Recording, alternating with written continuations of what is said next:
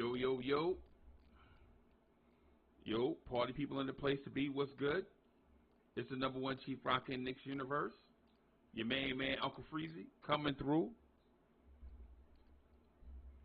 Doing the late night joint, rocking and rolling.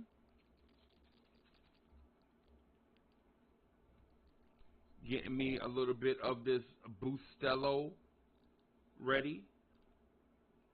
Gonna rock for, or try to rock for a couple of hours. Talk about some topics. Y'all see them. Y'all see them out here. Y'all see what we got up on the screen. So we're going to talk about a couple of things. I have some bonus topics too. I just couldn't fit them all up here. So we're going to rock and roll for a little bit. Right, I'm on that solo dolo creep for a little bit because I want to get some stuff out here. I ain't been able to kind of get some stuff out here like I've been wanting to. You know what I'm saying? You know how it is when you share the microphone. When you share the microphone, it's like, you know, you gotta respect what others are saying. So salute to the chat. Salute to the chat. I hope the audio is not that terrible. We are trying to get better and better as we go along. Maybe it's the microphone. Maybe it's some settings in here. I don't know. I'm trying to adjust on the fly. Overall, though, trying to put out that dope content. Right. So let's get started with topic number one. Right. Let's get started with topic number one. So why did I capitalize that H in healthy? I don't know. I don't know. Maybe I'm on one. Let me see if I can fix it so it won't look so odd. Let me see if I can fix that H in healthy. Then, all right. So, how healthy will Julius Randle be after 2.5 weeks of rest? 2.5 days of rest on that ankle that he had missed 18 days. So he missed about 18 days on that ankle, right? He missed about 18 days on the ankle, and we're trying to figure out how healthy will Randle be for Game 2 in Cleveland with 2.5 days of rest. And quite frankly, man, I think this is really what he needed. And I think that's one of the reasons why he came back and played in Game 1. Right? Because he knew that if you play Game 1 Saturday, you won't play again until Tuesday. Right?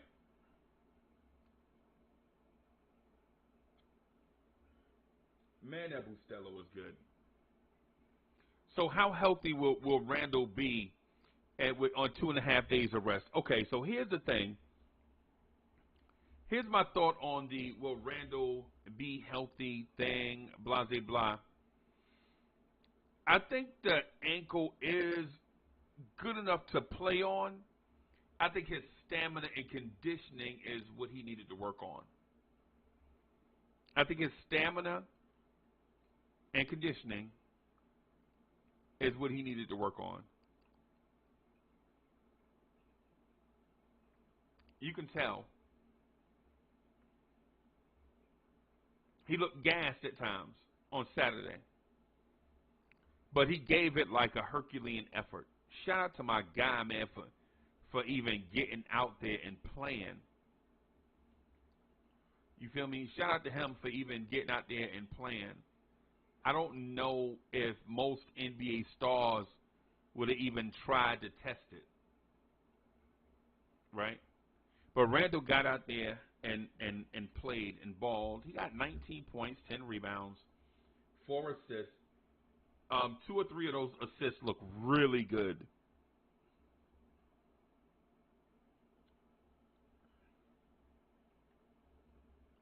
DSJ is in the building. DSJ, what's good, boss? How you doing? How you doing, man?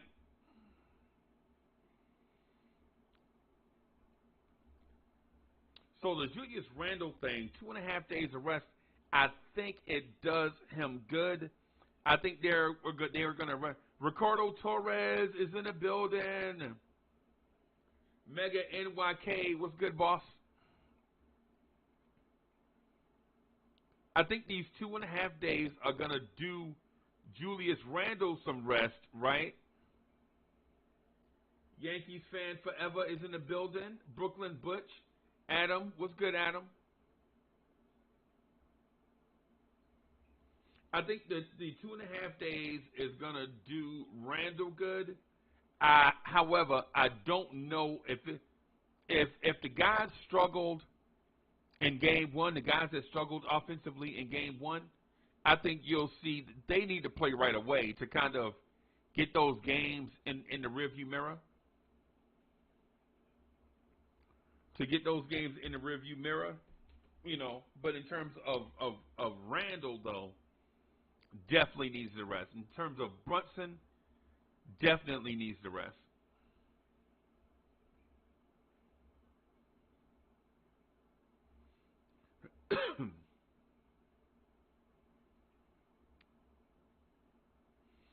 Randle looked really good early on in the game. Later in the game, you can tell he was winded and maybe even trying to compensate for an ankle. You get him 2.5 days out. You get him 2.5 days out from that injury. I think Randle is in a good place.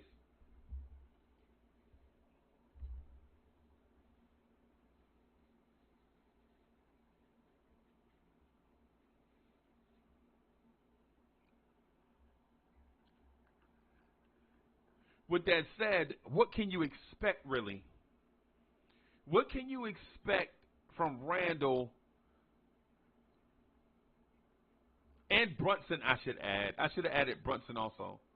What can you expect from Randle and Brunson with this extra day or so of rest where they can not just fatigue, but the bumps and bruises from the regular season? Do they need those extra days? I think so. And DSJ says, I think getting reps now will allow Randle to get back into rhythm. DSJ with the bars. DSJ out here spitting these bars.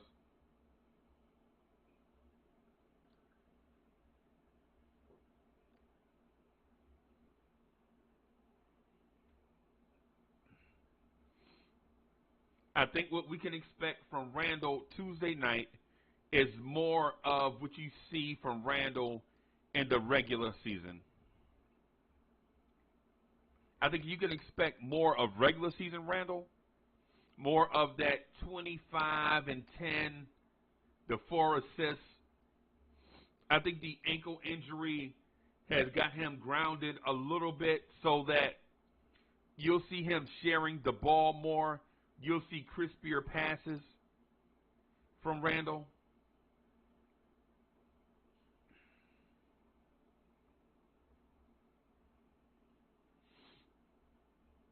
Think you'll see crispier passes from Randle. That's about what you should expect. And the same thing from Jalen Brunson. I don't know if you will see Jalen Brunson in foul trouble like you did early on in the Cleveland game.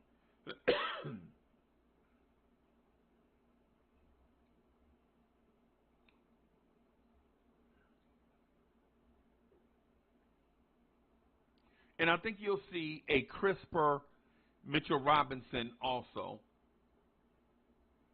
A crisper Mitchell Robinson. I think you'll see that.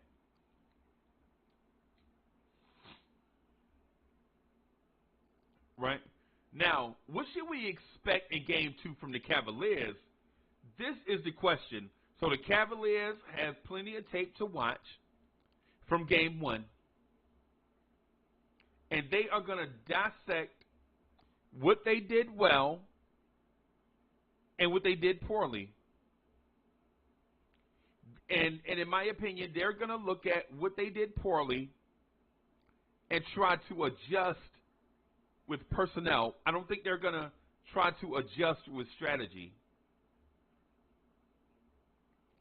I expect Cleveland's rotations to maybe be different, right? I don't know if strategically they can come up with more physicality. And I have welcome to old school Knicks, man. We're getting this thing up. I got old school Knicks scrolling across the bottom. It's not old school Knicks no more. It's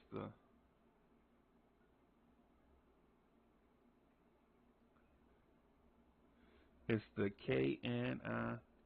KNICKS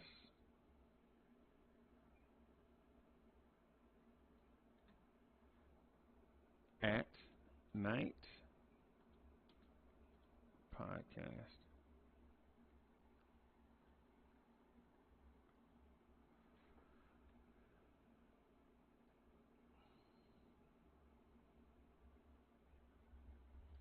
G. Robinson is in the building.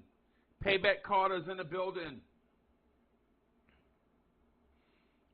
Yeah, man, I got y'all stuff on the screen scrolling with me as I operate here.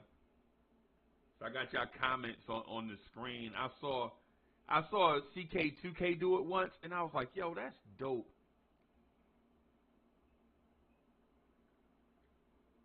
I saw CK2K do it one time. I was like, yeah, man, I gotta do that. That's dope.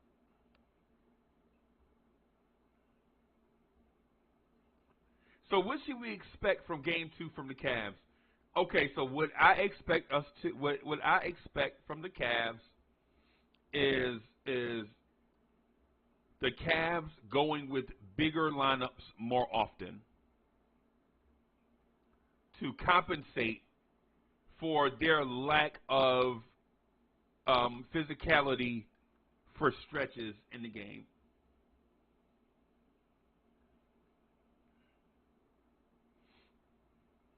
That's what I expect. I expect them to go bigger, longer. Pause. I expect to see more Dean Wade. King Poppy's in the building.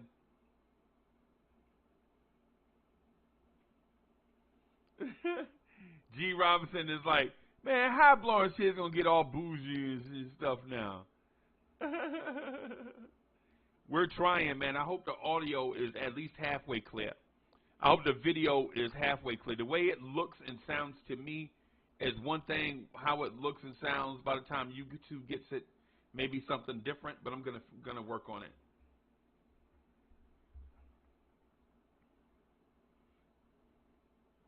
The ghetto intellect is in the building.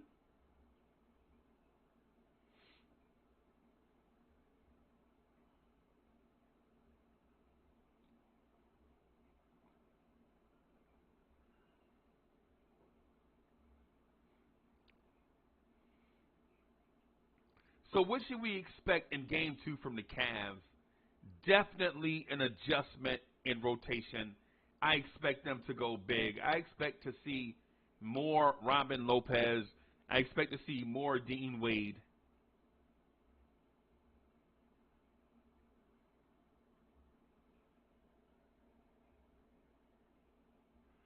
Right, here's the other thing. Allah Wise is in the building. Here's the other thing I expect. Right? Keith Turner's in the building. I expect Cleveland to try to play at a faster pace so that they won't face the Knicks half-court defense.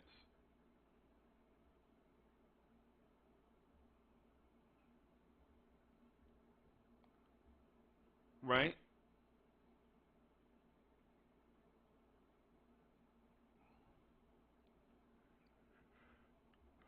I expect Cleveland to play faster or try to play faster so they won't get shut down by the Knicks half-court defense.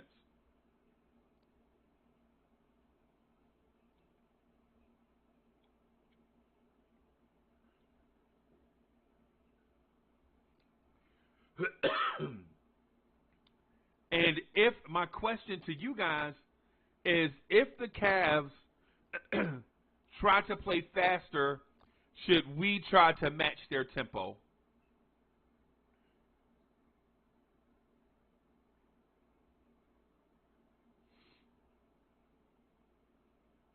Sherwin, if Mr. Sherwin, if the Cavs attempt to play faster so that they don't face the Knicks set defense, half-court defense, would you attempt to match their tempo? Would you attempt to run up and down the floor with them?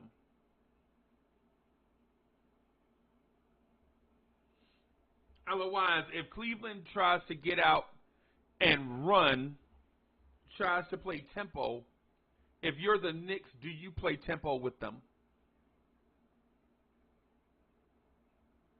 Y'all tell me what y'all think.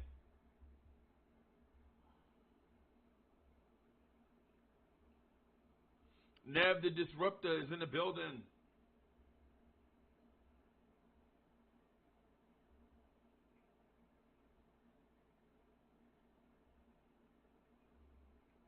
G. Robinson says, I expect the Cavs to go at Brunson using Karis LeVert because he will not be guarding Donovan or Garland. And Kenneth Lane says, Knicks winning game 2, we can play fast too, especially our bench. B-Baller for real is in the building. And Sherwin says, Cleveland average 85 field goal attempts a game. That will be out of character for them. Yeah, Sherwin, I know this. I know.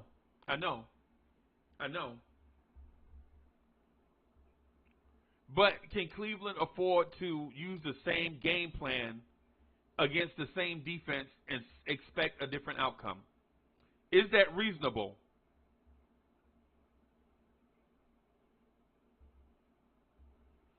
And Sherwin says Cleveland is the slowest team in the NBA. They're not going to slow it down. And Jet Life for Life says, no, play at our pace, our own pace. Right.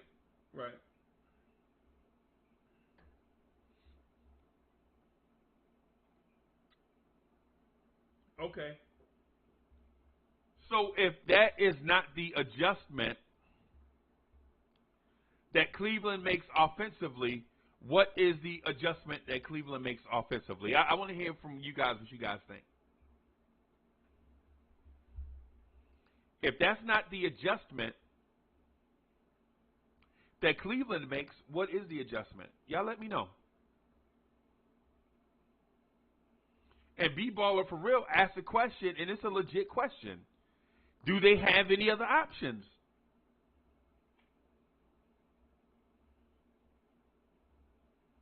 And Payback Carter says we have to make them play at our pace, right? Now, and listen, I don't listen. Either way, I'm cool with it. I want to get you guys' feedback on this one. Wiz is in the building. Ashley Inc. What's good?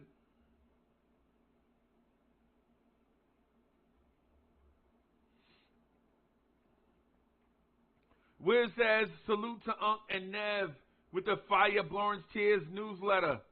Yeah, man. Oh, definitely. For one, if you're new to the channel and you're checking us out for the first time, subscribe to the channel. And if you've been back and hadn't made the decision, subscribe to the channel and hit the like button. Y'all hit that like button, man. Support the channel, right? Also, we have a newsletter that's about a week old now. Articles from Nev the Disruptor and yours truly.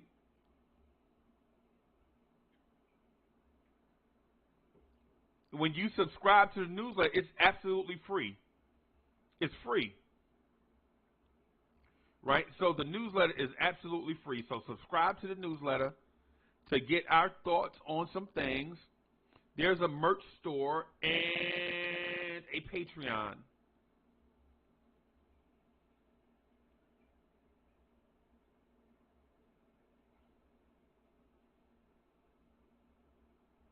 And Kenneth Lane says that's going to hurt them playing faster. They're playing their starters 40 minutes. They will fizzle out by the end of the third. Hey, you know what? And that's a great point, right? And I thought about that. I'm not even going to lie. Now, the 40-minute part I didn't think about. Let me rephrase that. The 40-minute part I didn't think about. What I did think about, though, is them playing faster and fizzling out or getting in foul trouble. But the alternative is playing the same way you played Saturday and getting the same result.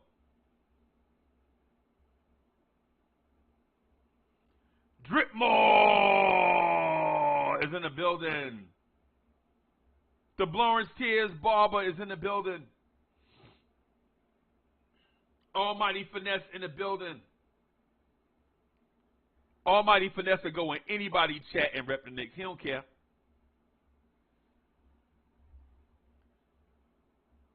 Almighty Finesse will go in anybody chat and rep the Knicks. He'll go in anybody chat and represent the Knicks. He'll rep the Knicks to the death. For sure.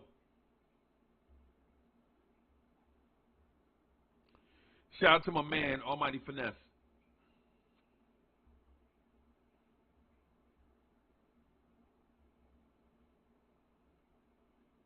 And so the thing is, Cleveland is going to make some type of adjustment. And I'm doing my hand like this. I don't even know why. I just got my hand over here just like, Cleveland is going to make some type of adjustment. I don't know why I'm doing that. Right? Like I'm the president of the United States.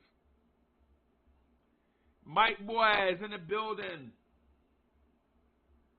Mike Boy says, salute. I think Cleveland adjusts their defense. They also stick a Coro on Brunson and attempt to get their better shooter shooting threes. Possibly.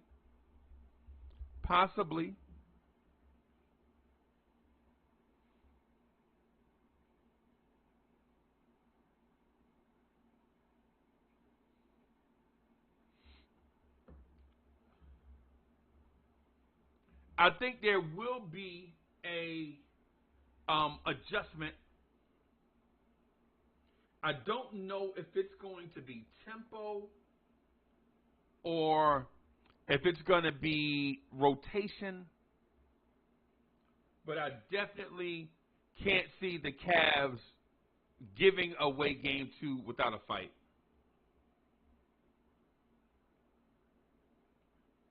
And what I mean by that is Cleveland saw what the Knicks want to do. The Knicks did not play their best game, and the Knicks still won.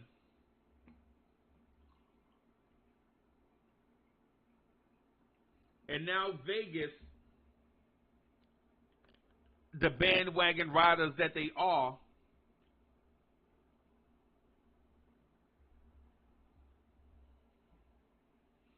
is riding with the Knicks.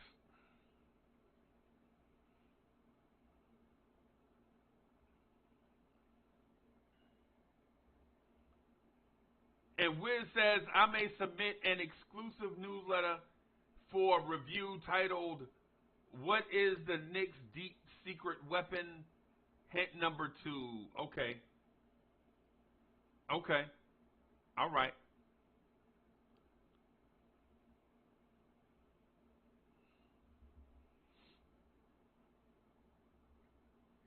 So think about what we're saying. What should we expect in game 2 from Cleveland? From the Cavaliers? Right? And if we don't expect them to run and we don't expect them to adjust the personnel, what are we expecting from them?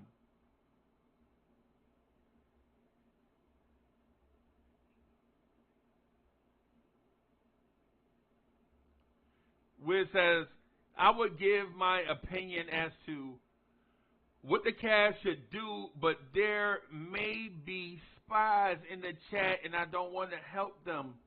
But then again, they can't stop us. Can't stop, won't stop.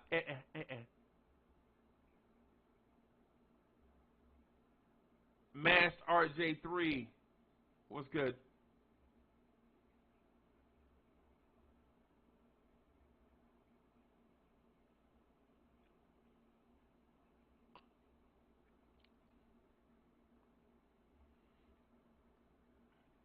So if they don't run and they don't adjust personnel, what is it that they bring into game two?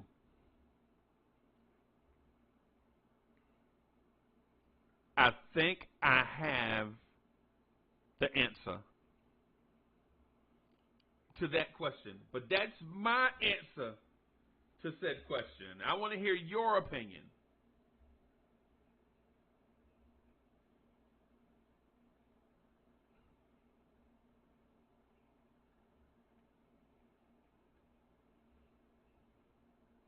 Matt says, I just hope that the Knicks bench continues to produce so Cleveland will have to play their starters more minutes and will struggle down the stretch keeping up. Bim.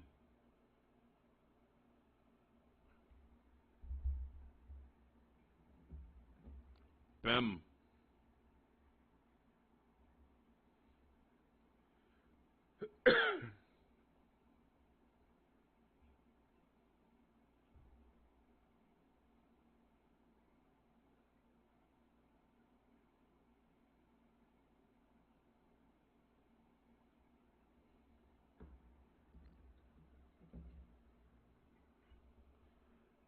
Let Mitchell do his thing. Just shut down the rest. That's what Manchild say.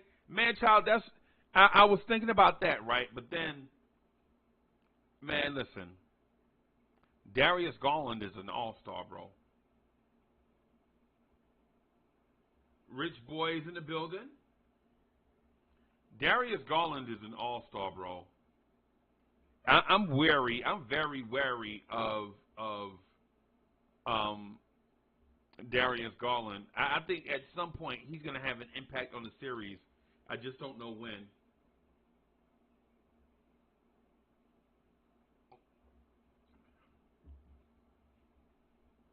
And Nev says Cleveland is in a pickle because they cannot afford to play any faster because of the heavy minutes to their core players. Right. Nah, I agree.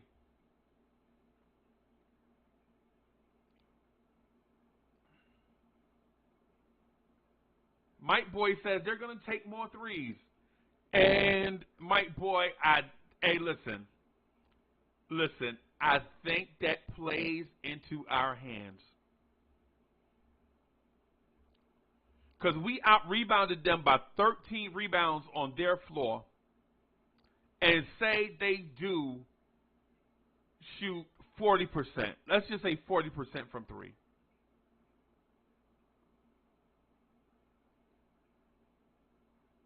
Say they shoot 40% from three. That means they miss 60% of the time. And if we get 55, 56% of those defensive rebounds, man, we can get out and run and get easy baskets.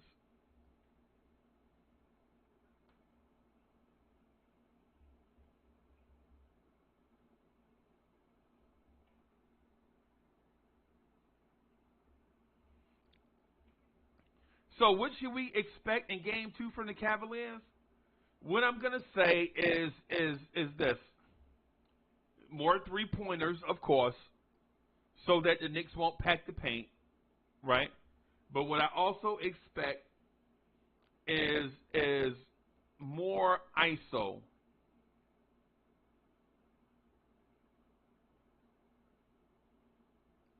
That's what I expect. Ball movement is key, right? You want to move the ball in all these different things, but what I'm going to say is this.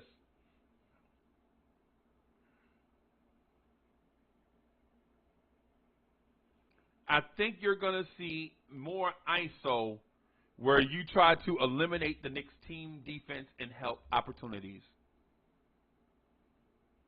I think you're going to see more Darius Garland ISOing on Jalen Brunson, right? I think you're going to see more Donovan Mitchell ISOing on whoever's guarding him. And I don't mean all game.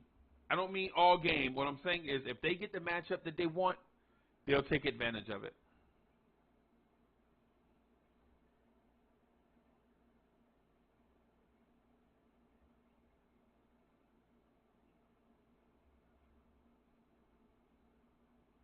So I'm not saying that they're going to ISO 40 times a game. I'm saying they're going to run their offense, and when they get a matchup like a Garland guarded by Brunson, I think they're just going to ISO it and run it. I think they're going to ISO it and run it. Right? Does that operate to our advantage? I think so.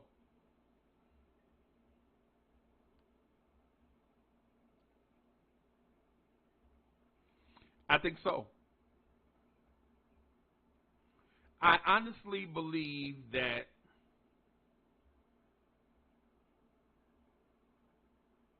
the Knicks will probably expect some of this because of the Cavs' struggle in the half court in game one.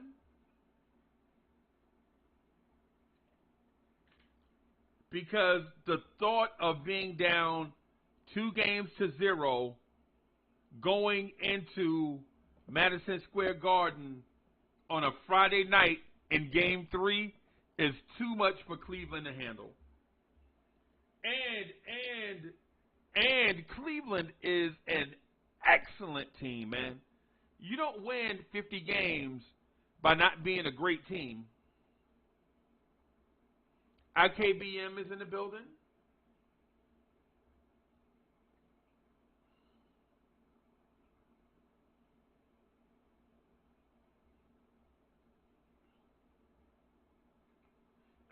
Did I see Quiet Money in here?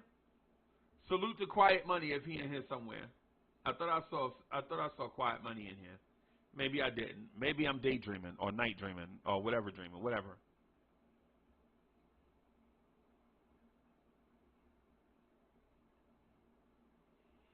All right. Here is the topic du jour, right? Here is the topic du jour for you guys. Can we afford to guard Donovan Mitchell the same way in game 2 that we did in game 1?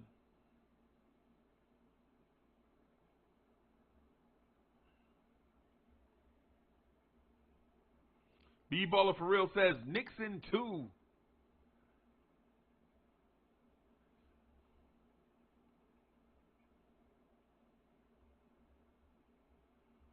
It's gonna be crazy Friday night, y'all. Hey man, it's gonna be crazy Friday night. You mess around and we win Tuesday night. What?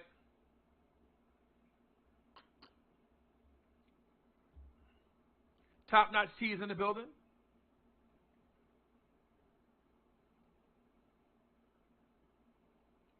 Man, listen. If you mess around and let the Knicks win game 2 in Cleveland, game 3 is going to be bonkers. Game 3 going to be bonkers anyway.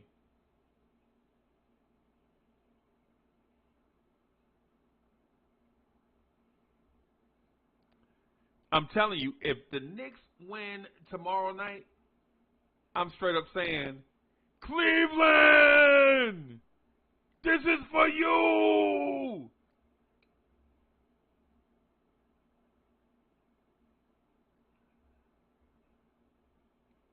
Almighty Finesse says he ready for that already. Me too. Otherwise says he calling it. Get them brooms out.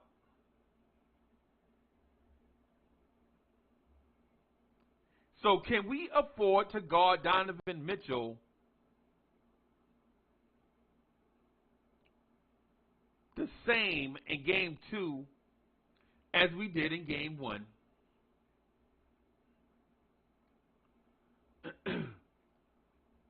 and in my opinion, I'm saying absolutely. Absolutely. Absolutely.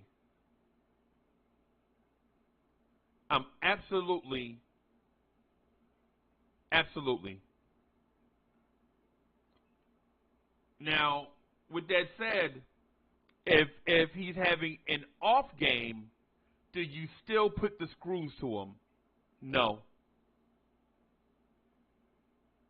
If his shot is off and he's looking to facilitate, no.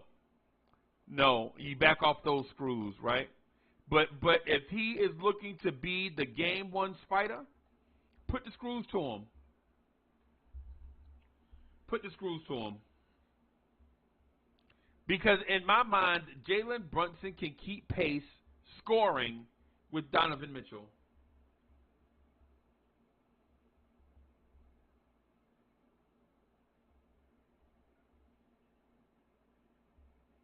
And B-Baller for Real says he scored 38 and lost. Why would you change? Man, listen. I'm with you in that thought process, right? I'm with you in that thought process. But that man took 30 shots and only scored 38 points. In my opinion, I don't think there is another game in this series where Donovan Mitchell is only going to score 38 on 30 shots. Usually 30 shots gets you about 47, 48, 49, 50 points. And he had 38. Right? Do you guard him the same in game 1? I think you try to.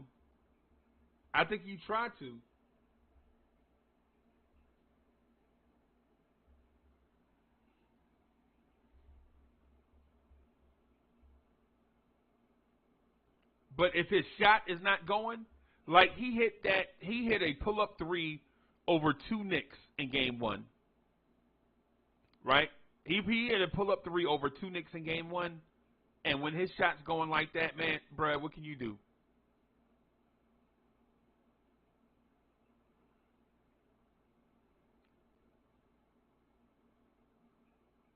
What can you do? Mike Boy says, I agree. My issue has always been to stop Garland. Playoff points are hard to come by. Yes. Yes. Yes, indeed.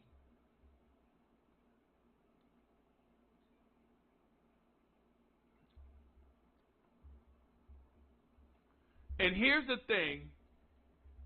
Here's the thing that I want you guys to recognize, too, as we have this conversation. Usually, role players get off at home and disappear on the road.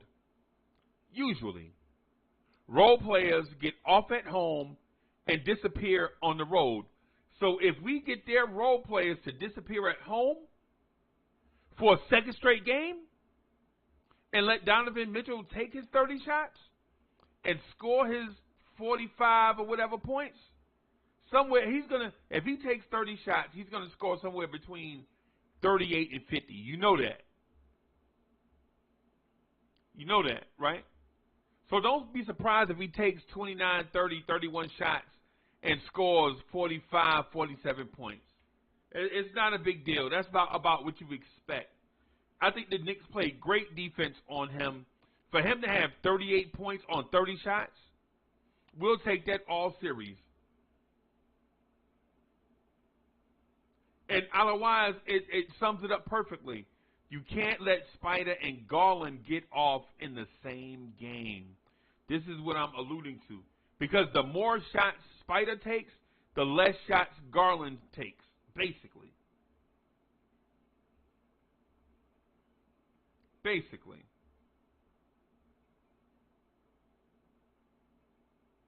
Basically. So can we afford to guard Donovan Mitchell the same?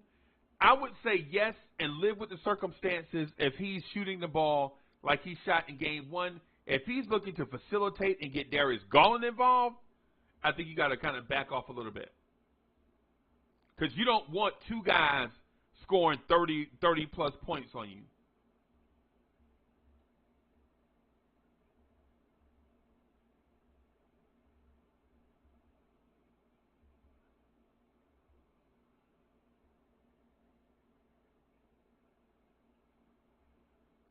And Dre says, IKBM says, if Garland and Donovan take a similar number of shots, I'd be more cautious.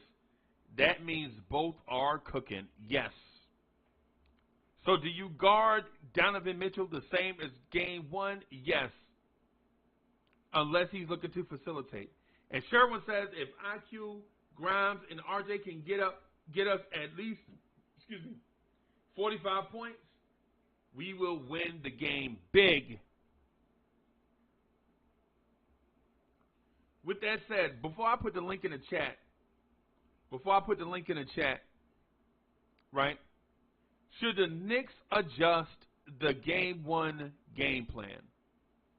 Y'all tell me what y'all think. Should the Knicks adjust the game one game plan? Should they come in with the same strategy as game one?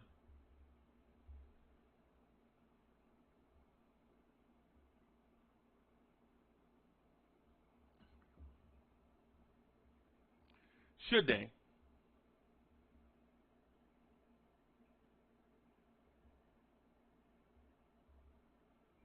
And Sherwin says we can't let Garland control the game by breaking down the Knicks defense and lob to Allen and Mobley. Yep. For multiple reasons, right? You don't want Garland to get confident. You don't want Mobley and Allen getting easy points.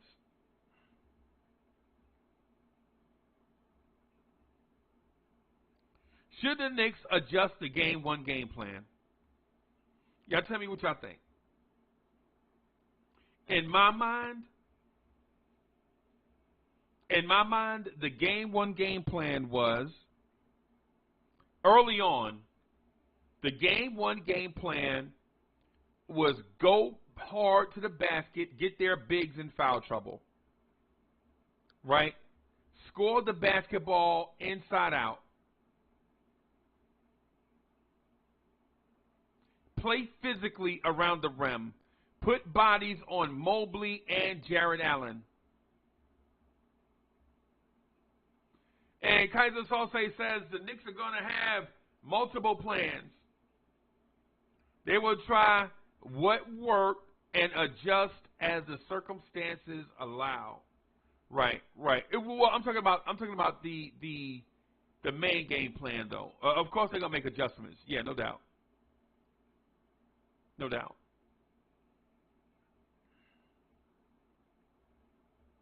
I think what you may see is Cleveland look more to spread the floor on offense, but shooting yourself in a game can also be a recipe for shooting yourself out of a game.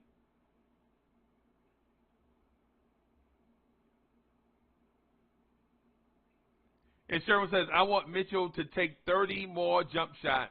Yeah. No, I get it, but he's not that. He could, man, Donovan Mitchell can get by anybody in the NBA, bro. Anybody. Silk Sutton is in the building.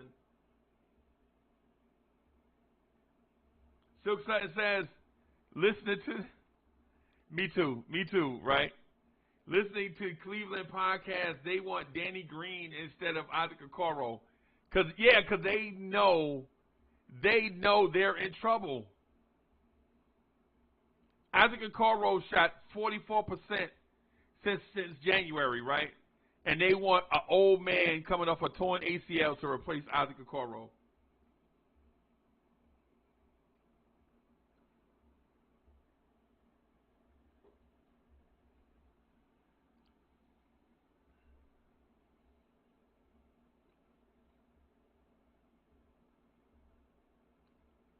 And Kaiser Sose says, I think you make Mobley and Okoro beat you. And Garland had 1 assist. Keep it that way. Yeah. Yeah.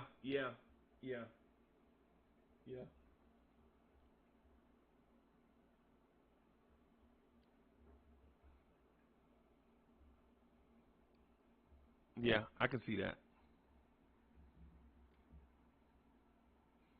Let me make some adjustment here. Let me make some adjustment. Yeah, just real quick.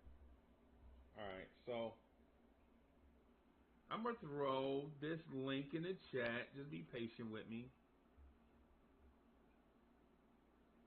Let me do this real quick.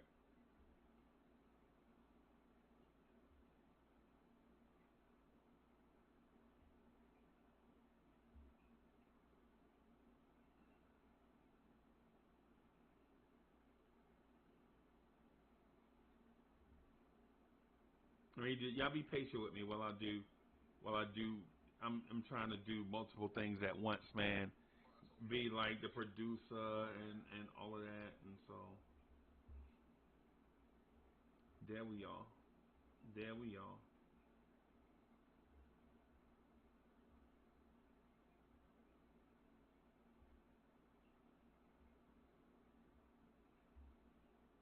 What the? Okay.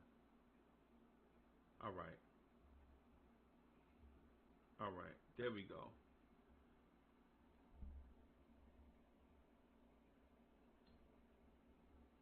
There we go. And while I do that,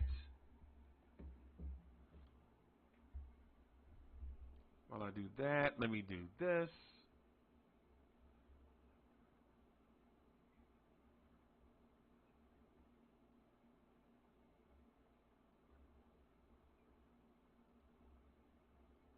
All right, let me get these out of here. All right. I'm gonna move some stuff around a little bit.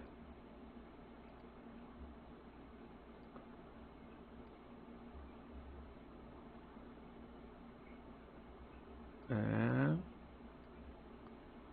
let me move that kind of like over here. I probably have to shrink it down a little bit. Let me move that like kind of over here. All right. And lock it in, and then let me do this. All right. And then okay, and this. All right, there we go. There we go. Worked like a charm. Okay. This time it worked like a charm.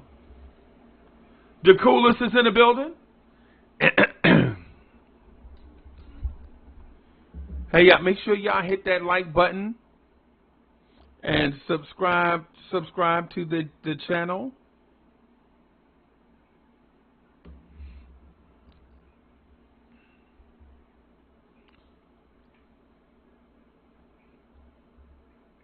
Daniel Barry Sports is in the building. What's good, boss?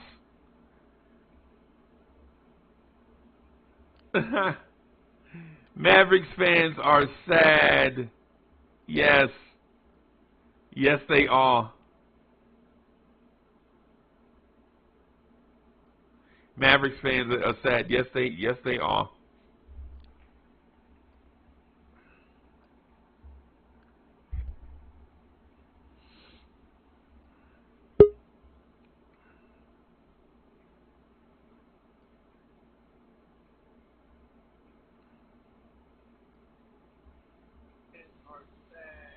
What's good, boss? I'm chilling, Freezie. How you? Man, man. Hey, the Bucks look beatable, bro. I'm gonna try to finish off the Cavs first. Yeah. No doubt. Because I'm more skeptical about the Bucks than you are. You looking at them like red meat. Yes. Yes. Or was it dead meat? My bad, not red meat. That Dead too. meat. Excuse me. Both. All of it. All of it. Right?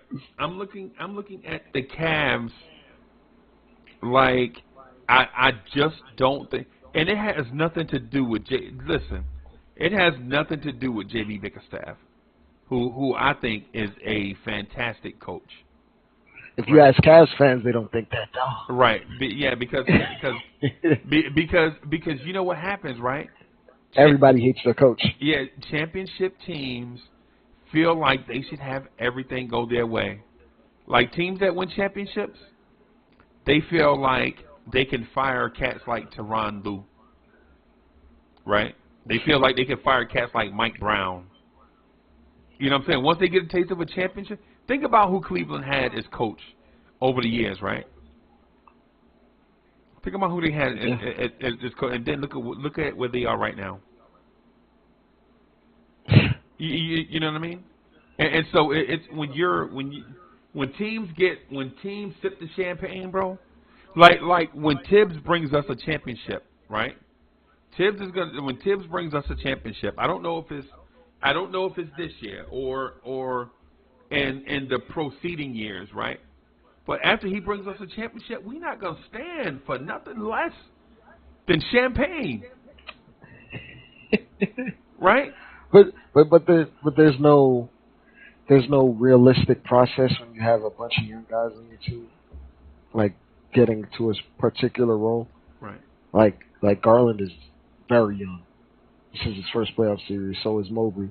Right. And they're gonna be 2/3 of the most integral part of their potential championship core. Right. So like you can't like.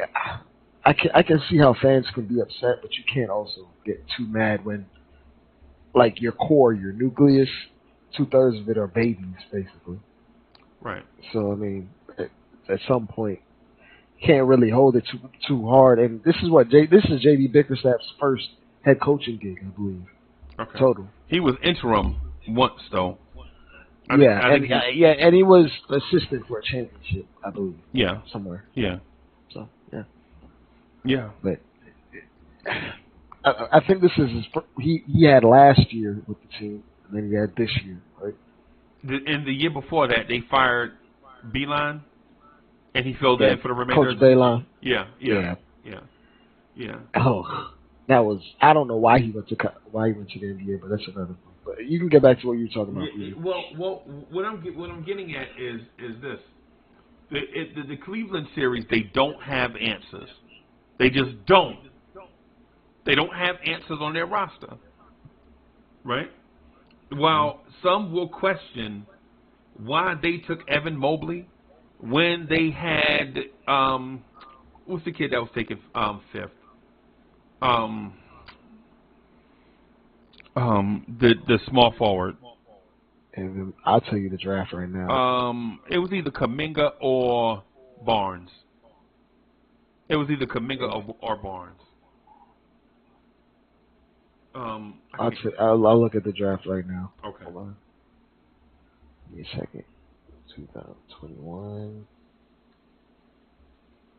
And the draft results for 2021.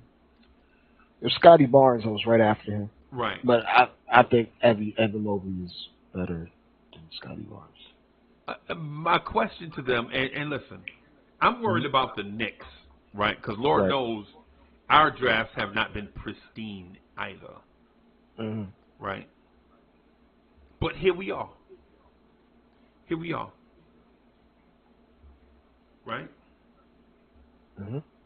One could say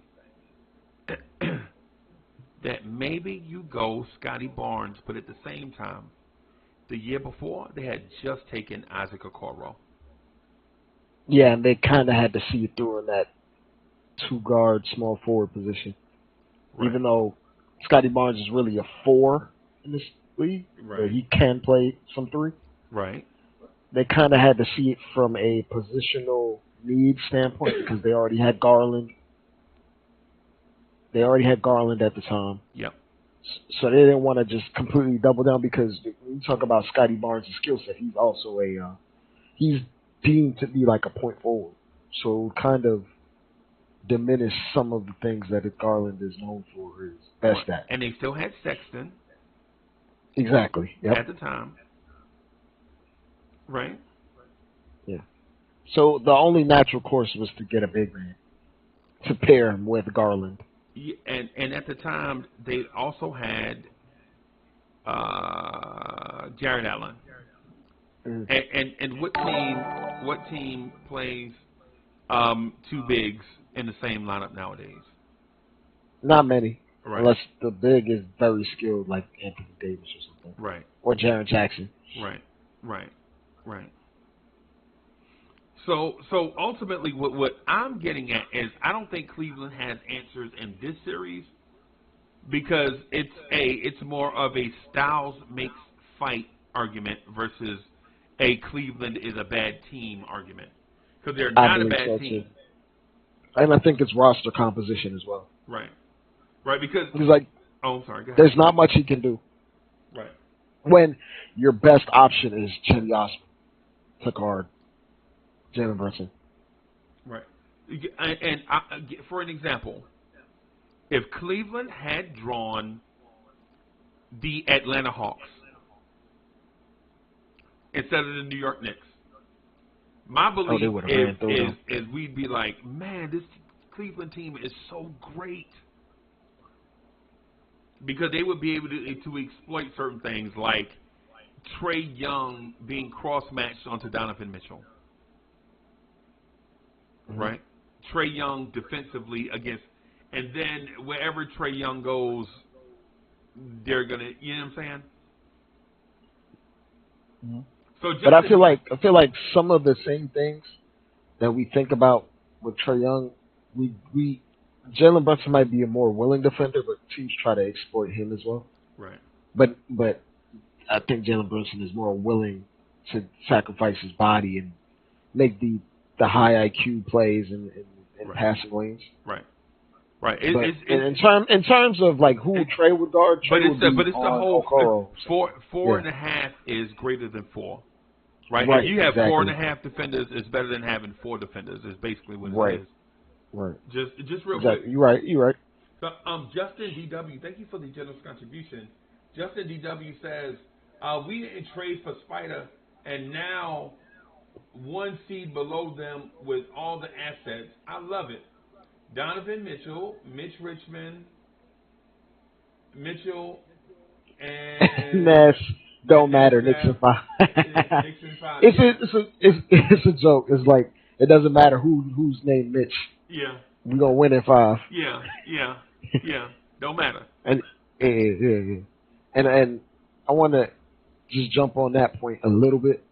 Okay. A lot of what we're seeing, what's wrong with the Cavs, it would have been us for sure. If we were to do that deal, because we wouldn't have the capital to get Josh Hart, the leftover capital.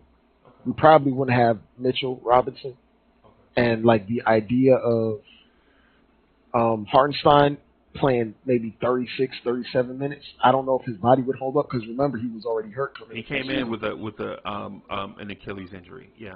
Exactly. So now we get 48 minutes of high level, high motor, defensive rebounding play from our centers. Right. We would probably lose one of IQ or Grimes and RJ. Right. And granted, they all didn't play well offensively that night. One game. But they played fantastic defensively. Right. And that depth and the ability to just throw bodies at these guys wave after wave. Wave after wave after wave. That was one of the main reasons why we won. And if we would have done that Donovan Mitchell deal, we would have been cut in half from the guard standpoint. We wouldn't be able to get Hart. We would have been relying on Sims to give us playoff minutes. And granted, I like Sims, but I don't believe he would be ready for playoff minutes. Like, he would foul legitimately almost every time down. In my mind, he looked like Evan Mobley. In my mind, that's rough, man. That's rough. Right, it's rough on Evan Mobley, right? You're like Evan Mobley. You're out here playing like a late second round pick, but right. my thing to it though is I want to say it kind of like complimentary. What I'm saying that anybody that says they wouldn't trade for Donovan Mitchell, I think is kind of like It's like one of those things where the temporary setback would pay off later on, right, because he's like one of those guys you get and then you figure it out later, right, which is what we would have to do. But in the short term, we probably would be pushed back. So like the Cavs right now are in a pretty great spot as far as their future, right. but they have time because the core is so young. Yeah. So they might be set back this year, but they'll be able to get like a mid-level exemption next year and get a better bench and slowly build on top of what they have. But where we're at right now, if we, the best move that we did do is the move, because we wouldn't have been able to make IQ's value increase, make Grimes' value increase. So, like, hypothetically speaking, if we were to throw them in a deal, it would shave off our draft capital that we might have to throw out to get a star, you know? Not that I want to trade these guys. I'd love to keep them and grow, but when we talk about, like, accruing and asset management, the more shrewd move was to not do it at that time.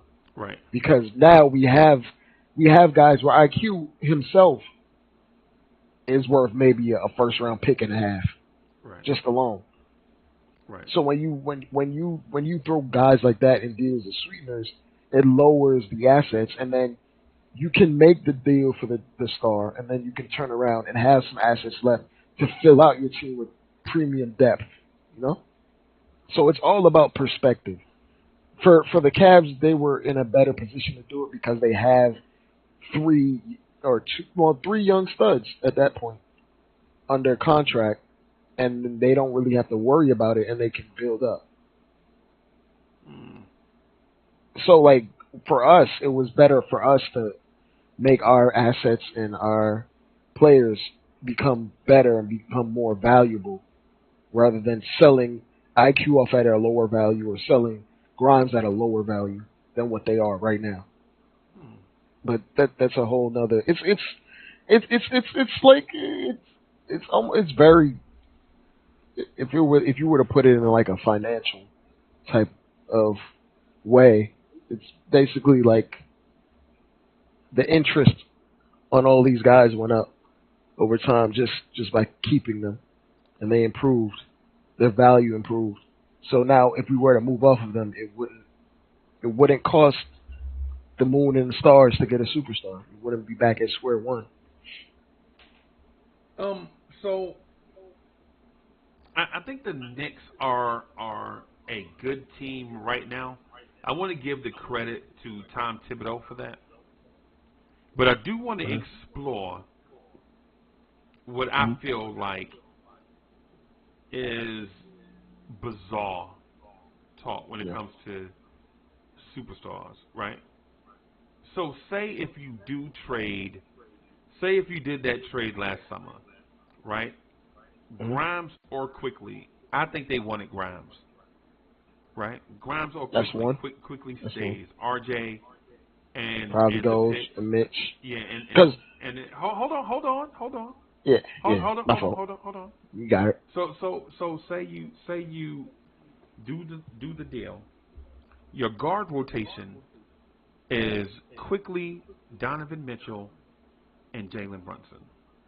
Those are your three primary guards.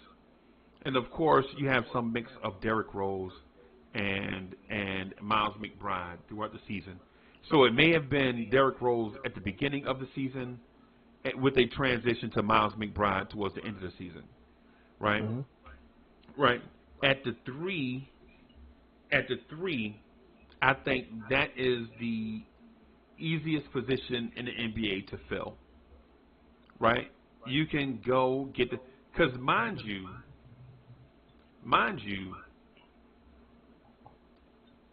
in exchange for the salary, you still had money to spend to go get guys. And the Knicks would have, if they were over the cap, they would have their exceptions that they could use that's suitable. I think at the time of that deal, it might have been $9 million. So you have $9 million to either spend on one wing player, right? Or break that up into, say, two spots where you pay one guy $6 and another guy $3 million, or however you want to do it. Now, who can you get with that? I think there are multiple guys that you can go out and get with that money. Now, the big issue is, what do you do at center, right? And in my mind, I don't think you go get a world class $15 million a year guy. See, because the thing is, if you do the Donovan Mitchell deal, do you actually sign Hartenstein for $8 million? Because there was think about if you do the trade for him, yeah, your money would be tied up because Donovan Mitchell makes a lot of money. Yeah, your money would be different, right? So if you do that, do you go out and get veterans to man the pivot, guys that are just all hustle guys like your Bismack Biyombo's? Do you go out and get guys like that are just flat out all hustle all the time type guys, right? What I would say, that wouldn't be good enough for me, Freezie. Right, Not gonna lie to you. I know, but you already said your part. Let me finish my part. I got you. Right. So, in my mind, do you reconsider keeping Taj Gibson? Oh. Right. Do you reconsider keeping Taj for that $5 million? You know what I'm saying? You cut him and you saved. I think you didn't pick up his option and you had to pay a portion of that, right? So do you pay a portion of Taj's salary and let him walk, or do you keep Taj?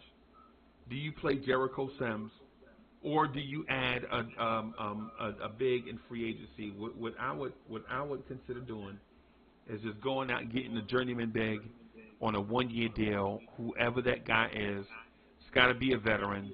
Somebody like that. So you would like Andre Drummond? No. Hypothetically. No. I'm talking about energy big, like a defensive guy. I'm not talking about like a Slim Pickens. Yeah. Well, the Mavericks signed JaVale McGee to 3 and years. he didn't play. Right. That's because like 90% of the year. Yeah, because Dallas is a grease fire. Right. Dallas is a grease fire. So ultimately, what I'm saying is a Donovan Mitchell and Jalen Brunson backcourt is the most dynamic backcourt in the NBA. And yes, I'm including Steph and Clay. And yes, I'm including De'Aaron Fox and Red Velvet. Right? And yes, I'm including Damian Lillard and Anthony Simons. And yes, I'm including Lonzo Ball and Zach LaVine.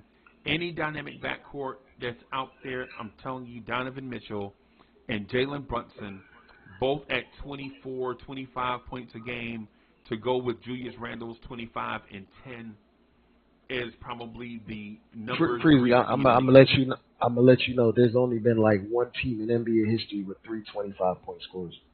Right, I know. I know. One of them would have to take the back seat. One of them, right, at least. Probably Randle, because he's a big. Right, but Randle would score differently. Randle's game would be different. So you wouldn't need Randle to be so perimeter oriented, right? Randle's game would be different. Now, I'm only exploring this. I'm not saying this is what I want, right? Okay, I get what you're saying. What I'm saying is I'm merely just exploring this since it came up. Since somebody brought it up in the chat, I'm only exploring it. I'm not saying this is what we should do. This is what we, or I missed it or nothing like that. I feel you. So what I'm saying is ultimately, if you explore it, sure, you don't have R.J. Barrett anymore, right? And sure, Quentin Grimes or IQ would not be here anymore. And right? Mitchell. Yeah, and sure, Mitchell Robinson wouldn't be here anymore, and possibly Josh Hart and Isaiah Hartenstein. But if I ask you, would you trade Josh Hart, Isaiah Hartenstein, R.J. Barrett, and Emmanuel Quickley for Donovan Mitchell straight up, what would you say? And Mitchell Robinson. And Mitchell Robinson, what would you say? For three picks. No. They were asking for picks. But the collateral. But that's not what I'm asking you. I'm asking you, would you trade? I'm not talking about the trade details because you don't know exactly what those trade details would have been. We're speculating. But what I'm saying is the players that were added, the players that contribute for us, would you trade those guys for Donovan Mitchell? Sure, but no, I wouldn't. No. Not in a million years would I give up Donovan Mitchell. You wouldn't do that. You wouldn't. Think about what I'm thinking. Would I give up Donovan Mitchell for Josh Hart, Quentin Grimes, R.J. Barrett, Isaiah Hartenstein, and Mitchell Robinson? As a GM, you wouldn't do that. Not in a bazillion years. You're speaking from the Utah Jazz point of view. I'm speaking from the Utah Jazz's point of view. Okay. All right. I was speaking from the Knicks point of view, like asking me if I would do it. I would do it. Of course you would. Yeah, of course you would. From the Jazz perspective, no. Which is why they were so keen on the draft capital. Right. I would never do that in a bajillion years, especially when I can add Walker Kessler, and he could do with, and no disrespect to Mitch because I love Mitch, but Walker Kessler is one heck of a young player, bro. He already made Rudy Gobert rendered like pointless. Right. As soon as he was gone, he basically took up the entire mantle. Right, and basically Rudy next year. And even Rudy with a jump shot. And then with that said, say I do the Donovan Mitchell deal. With that second round pick, now what do you do with that second round pick? Do you go get a Trevor Kills? Or do you use that pick on Kendall Brown?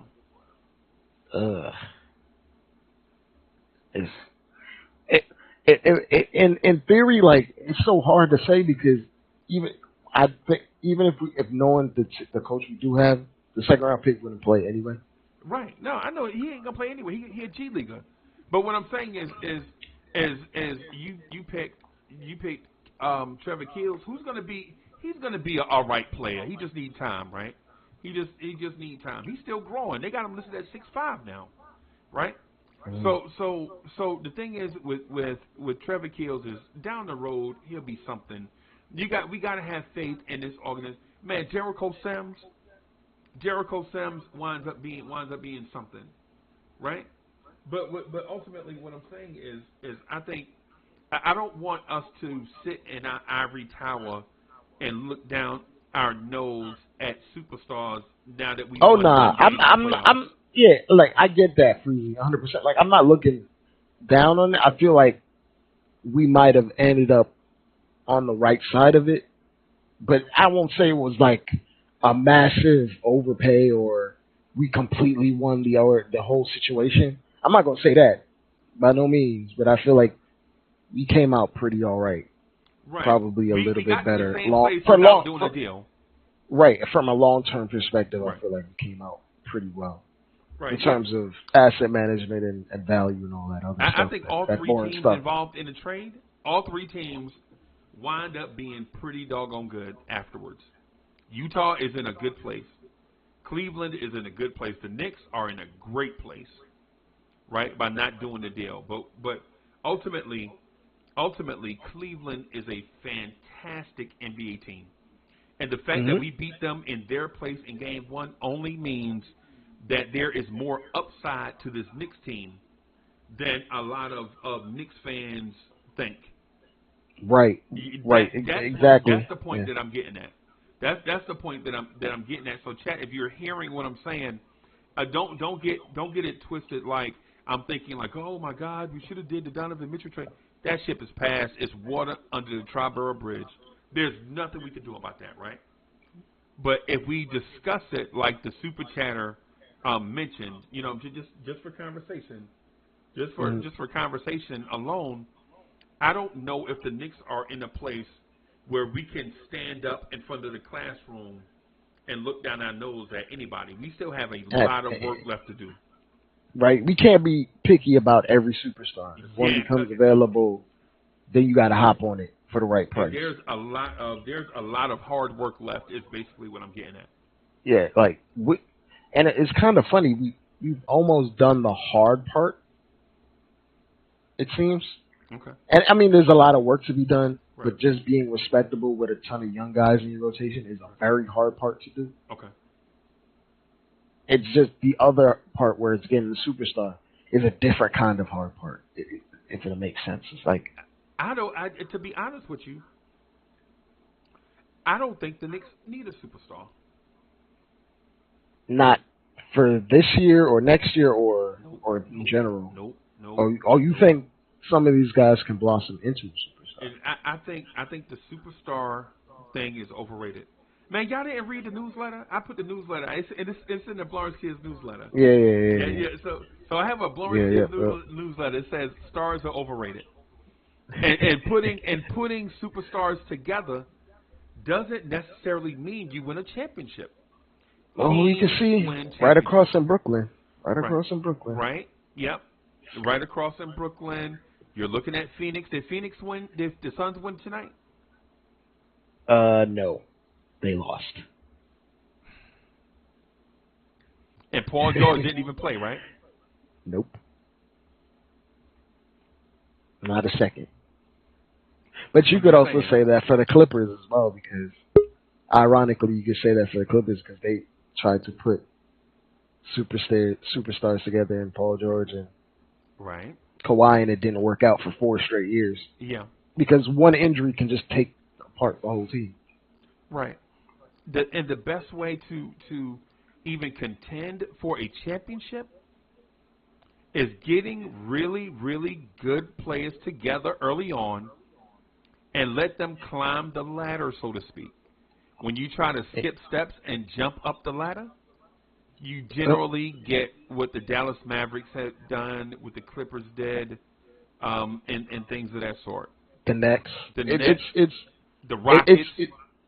And it's like letting young players build and getting those young players on favorable contracts. So then when they come of age, they're blossoming, but they're not getting paid as a superstar. So you fill your team around, which is basically what the Warriors did. Because the Warriors, I mean, a lot of what happened to the Warriors was luck, indirectly. But you also got to put yourself in position. Like the injuries for Stephen Curry made Stephen Curry earn $11 million over 4 years. Right. And he was performing at megastar levels, making $11 million. Year 3 and 4 of that contract, it was the most indentured servant type contract you ever saw. But, like, ain't no MVP making $11 million, bro. Right. Right. No. Besides Derrick Rose, and that was because he was on his rookie deal. Right. And so ultimately, what I'm saying to you is that I'm not saying if a superstar is available not to pursue him. What I'm saying is grow what you have, and then if a superstar comes available that fits, then you pursue. Right? You keep your flexibility. Right? You keep your flexibility with the cap every year, and that's hard to do also. Right? Mm-hmm. That's hard to do also. And then you groom your stars internally. That's what we have Brock Aller for. Take the farmer approach. Be a farmer, not a restaurant, right? You know what I'm saying? Grow your own food, you know what I'm saying? Process it, put it on your table. You don't even have to leave the property. Whereas, you go get fast food, they got trucks outside the restaurant delivering processed food so that you can get your order in like 8 minutes or less. Expediting the process. And, it's funny. It's like people say New Yorkers can't really wait for young players to develop, and I completely disagree. Right. It's like we're almost loyal to a fault with the guys that we draft. Unless you're R.J. Barrett. Right. Right. And to that, I say, what's the other alternative? Getting rid of everyone for a superstar right now. Right. But how has that worked out for the Knicks? Not very well. Because if Knicks fans say Carmelo Anthony's name, I'm gonna jump out that window, bro. Because you can't say in 40 years of not having a megastar, Carmelo Anthony is the only time it actually worked, and you still want to do it. And it didn't really work. Because we basically didn't have the means or the capital to build a real good team around him and his skill set. Because like I mentioned in the newsletter, the things that go along with a superstar are binding. It's like putting shackles on you. You're shackling yourself. And that's a marriage, man. And Dre just made the argument for Donovan Mitchell. He was like, yo, you got to give up all this stuff for Donovan Mitchell. You know what you give up when you get a Donovan Mitchell or Carmelo Anthony? You give up draft picks. You give up cap space, right? Flexibility. Yeah. And the other, the other thing that you give up? You give up being open-minded to another superstar, whereas once you have a star, you automatically pursue another star, but you can't just go get another star, right? Say for instance, they play the same position. You can't do that, right? Say for instance, you trade for Anthony Davis, right? Automatically, Giannis is off the table. Matter of fact, if you trade for any power forward, it kind of is like, what are we doing with Julius? It makes you think. Right. Other questions. It's like, not that Julius can't fit with these guys. I think he can. It's just one of those things. Say you fall over lucky backwards into getting Jokic. All of a sudden, Embiid is off the table. Right? You know what I mean? So now we're looking at fit and all these different things, and now you have to look at the perfect superstar in the perfect situation, and now your resources are limited in what you can give for that guy. Yeah, and for that reason, you see Minnesota giving up 5 picks for Rudy Gobert. Oh my God! Because now since you fell over backwards into a situation, you can't. Oh, they're stuck. Yeah. Only thing they can do to even reconstruct the roster is to try to trade Cat. That's it. Yep. Unless you're dumb enough to move Anthony Edwards. Cat to Brooklyn, book it. Call Anthony Towns to Brooklyn. You can book it. I don't want no parts of that dude, man. I was watching him tonight, man. He had 4 points halfway through the fourth quarter. Bro. 4. Bro, I'm saying. So that's what I'm saying about where we are right now with Jalen Brunson and Quentin Grimes and R.J. Barrett and Julius Randle and Mitchell Robinson and Emmanuel Quickley. We're in a good spot. What we have to do is understand it's a step-by-step process. Will we win the NBA championship this year? It's not likely, right? It's not likely, right? But there's steps. But there is a pathway where we can go taste the what's the thing? We can taste the ambrosia. Right? We can taste the ambrosia, and it'll motivate us to do better moves in the offseason. Leon Rose and his front office tasted the ambrosia 2 years ago and made bad moves that set us back a year. Right? But they fixed it. They understood that those were bad moves. Right? And so they went out and fixed them. Right? Now, understanding those mistakes were made, now instead of replacing an entire backcourt in one off, who replaces an entire backcourt in one offseason? Nobody. No, it's not feasible. There's a reason why these guys are on the market and they fell into your lap for a particular price. Right. We traded for Evan Fournier, bro. We traded 2 second round picks. We gave them something for them, and they didn't even. They wanted no parts of it. They wanted him at $14 million. They wanted him 4 years, $14 million. That was the rumor, right? The Knicks needed $14 million a year. Yeah, $14 million. Yeah. But the Knicks needed shooting so bad in their eyes that it was worth paying $18 million for. That was the going rate for shooters at the time. Now we look back at all those shooters that got that $18 million contract, and all of them are albatrosses. All of them. All those shooters that made $18 million, all of them are albatrosses, bro. Duncan Robinson. Davis Bertans. Yeah, I Joe was about to say, Harris, yeah. all these dudes. You know, And everywhere you go, anytime you speak to a fan of these teams, they're just like, oh my God, yeah. can you get these guys off our team? Because like the price of a 3-point shooter was completely inflated. But that's what comes with the game evolving. Went right, and when the bubble burst on the shooter money, the so-called sniper, when the bubble burst on the snipers, everybody, Danilo Gallinari, bro. When the Yeah. bubble burst on these shooters, when you pay them one tier less than your franchise point guard at the time. At the time, I think point guards were making like what 25, a franchise point guard or whatever when this Yeah, bubble yeah, yeah. started. And Yep. so you're like, you're gonna pay a shooter only $18 He million. doesn't do anything else. He just shoots That's it. very well. That's And it. it's kind of it's like the market is course correcting because more talent is coming into the league and there's just a wider, not even a wider range, but there's just more, like a Sam Hauser.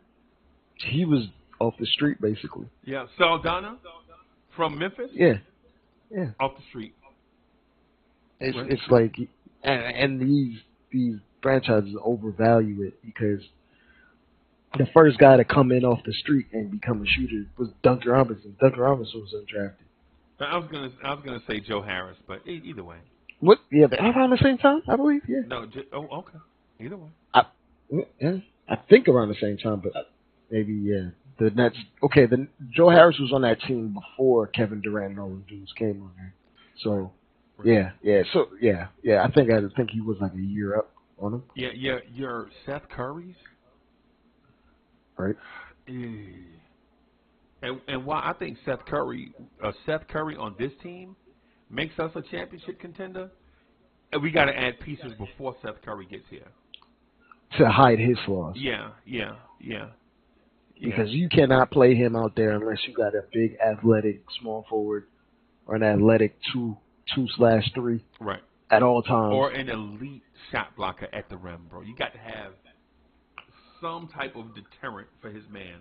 Something to mitigate his man's effectiveness. Yep. Off the help. Yep. But it's like the way you broke it down, it makes complete sense. Yeah. And think you can't microwave this thing, man. No, you can't microwave this thing with the Knicks. And for that reason, that's the reason why I'm saying the Knicks won one playoff game. We're super excited. They dominated Cleveland in my mind.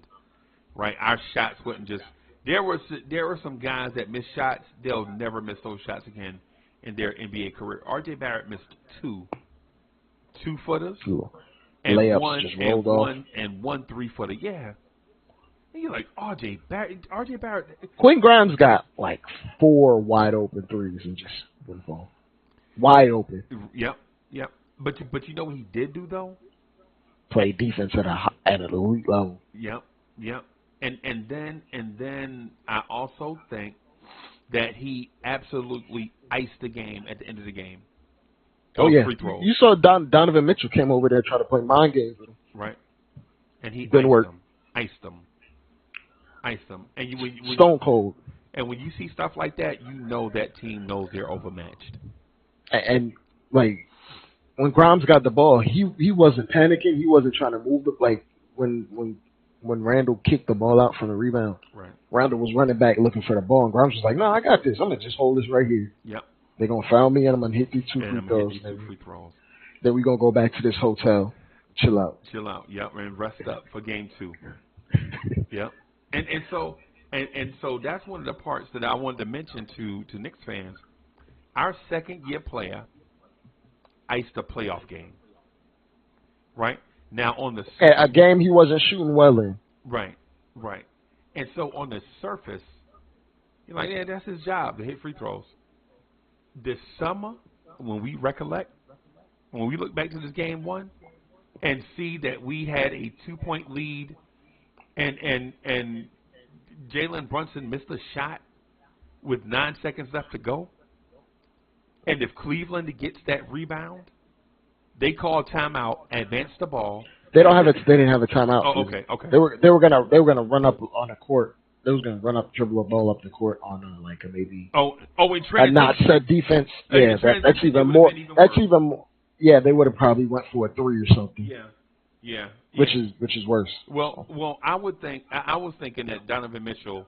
I think you play for the tie at home, right? Right. Okay. So okay. You play for the tie at home and hope your crowd can energize you in overtime, right? But like Donovan Mitchell was playing hero ball. So yeah. You never know.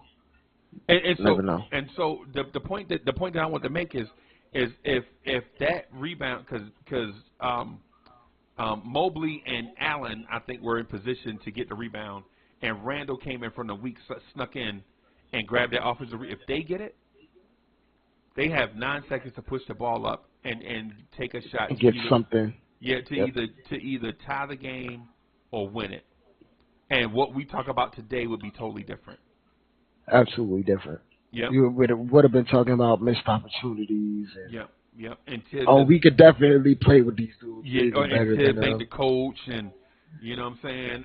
Where was R.J. Barrett and all of that stuff? We'd have been licking our wounds just like the Cavs are licking their wounds right now, right? Mm-hmm. But ultimately, 3 things happened. For one, Jalen Brunson got an excellent shot against a set defense. He just missed, right? He just missed. It happens. Nobody is perfect from the field, right? Jalen Brunson didn't even shoot his normal type coming in. He was like 11 for 24 or something. Yeah. It wasn't even a great game. It was just a bog standard okay game for him. He was out of rhythm. He was out of rhythm. That's not when Jalen Brunson takes 24 shots, you expect him to have 38 points, right? Yeah, 35 minimum.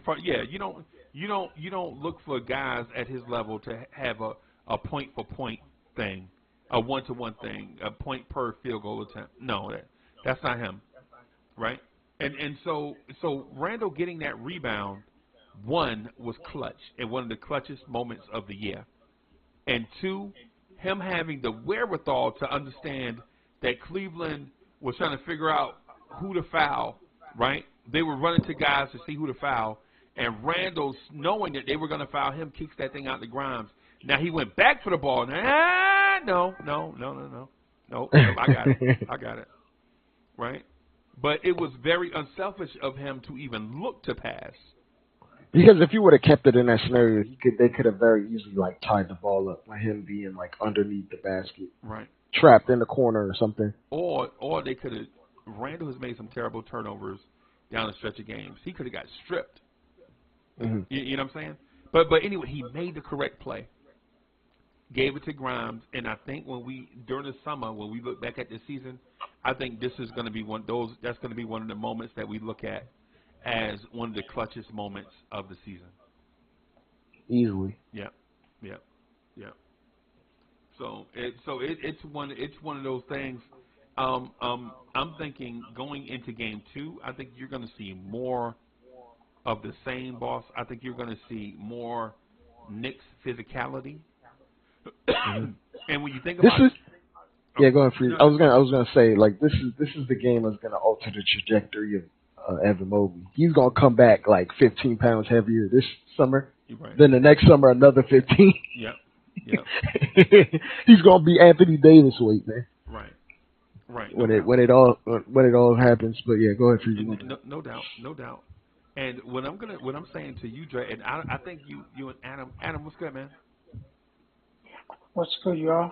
What's up, Adam? Freeze, what's good? I think you are going to see a different Cavaliers in Game 2. I agree. I think the Cavaliers are going to bring it, and they're going to play angry too. Hold on. So bring what? What are they going to bring? Oh, they're going to bring their A game. So they didn't bring their A game in Game 1? And play angry. They didn't play angry in Game 1? They're gonna play angry in Game 2 for losing Game 1. So they're gonna step. They have another level that they can get to. Is basically what you're saying. Yeah.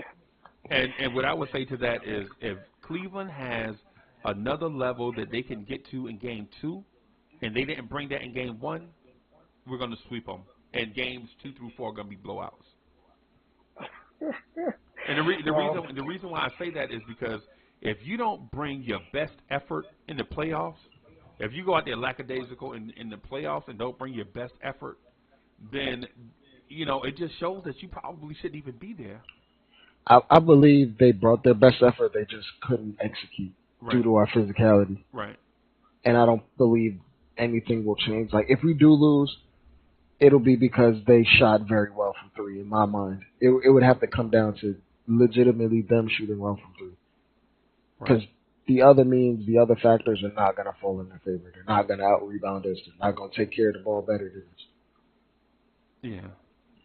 And I think that may be a little cartoon theory, right? Like, oh, is it? Yeah, like, oh my God, I'm angry now.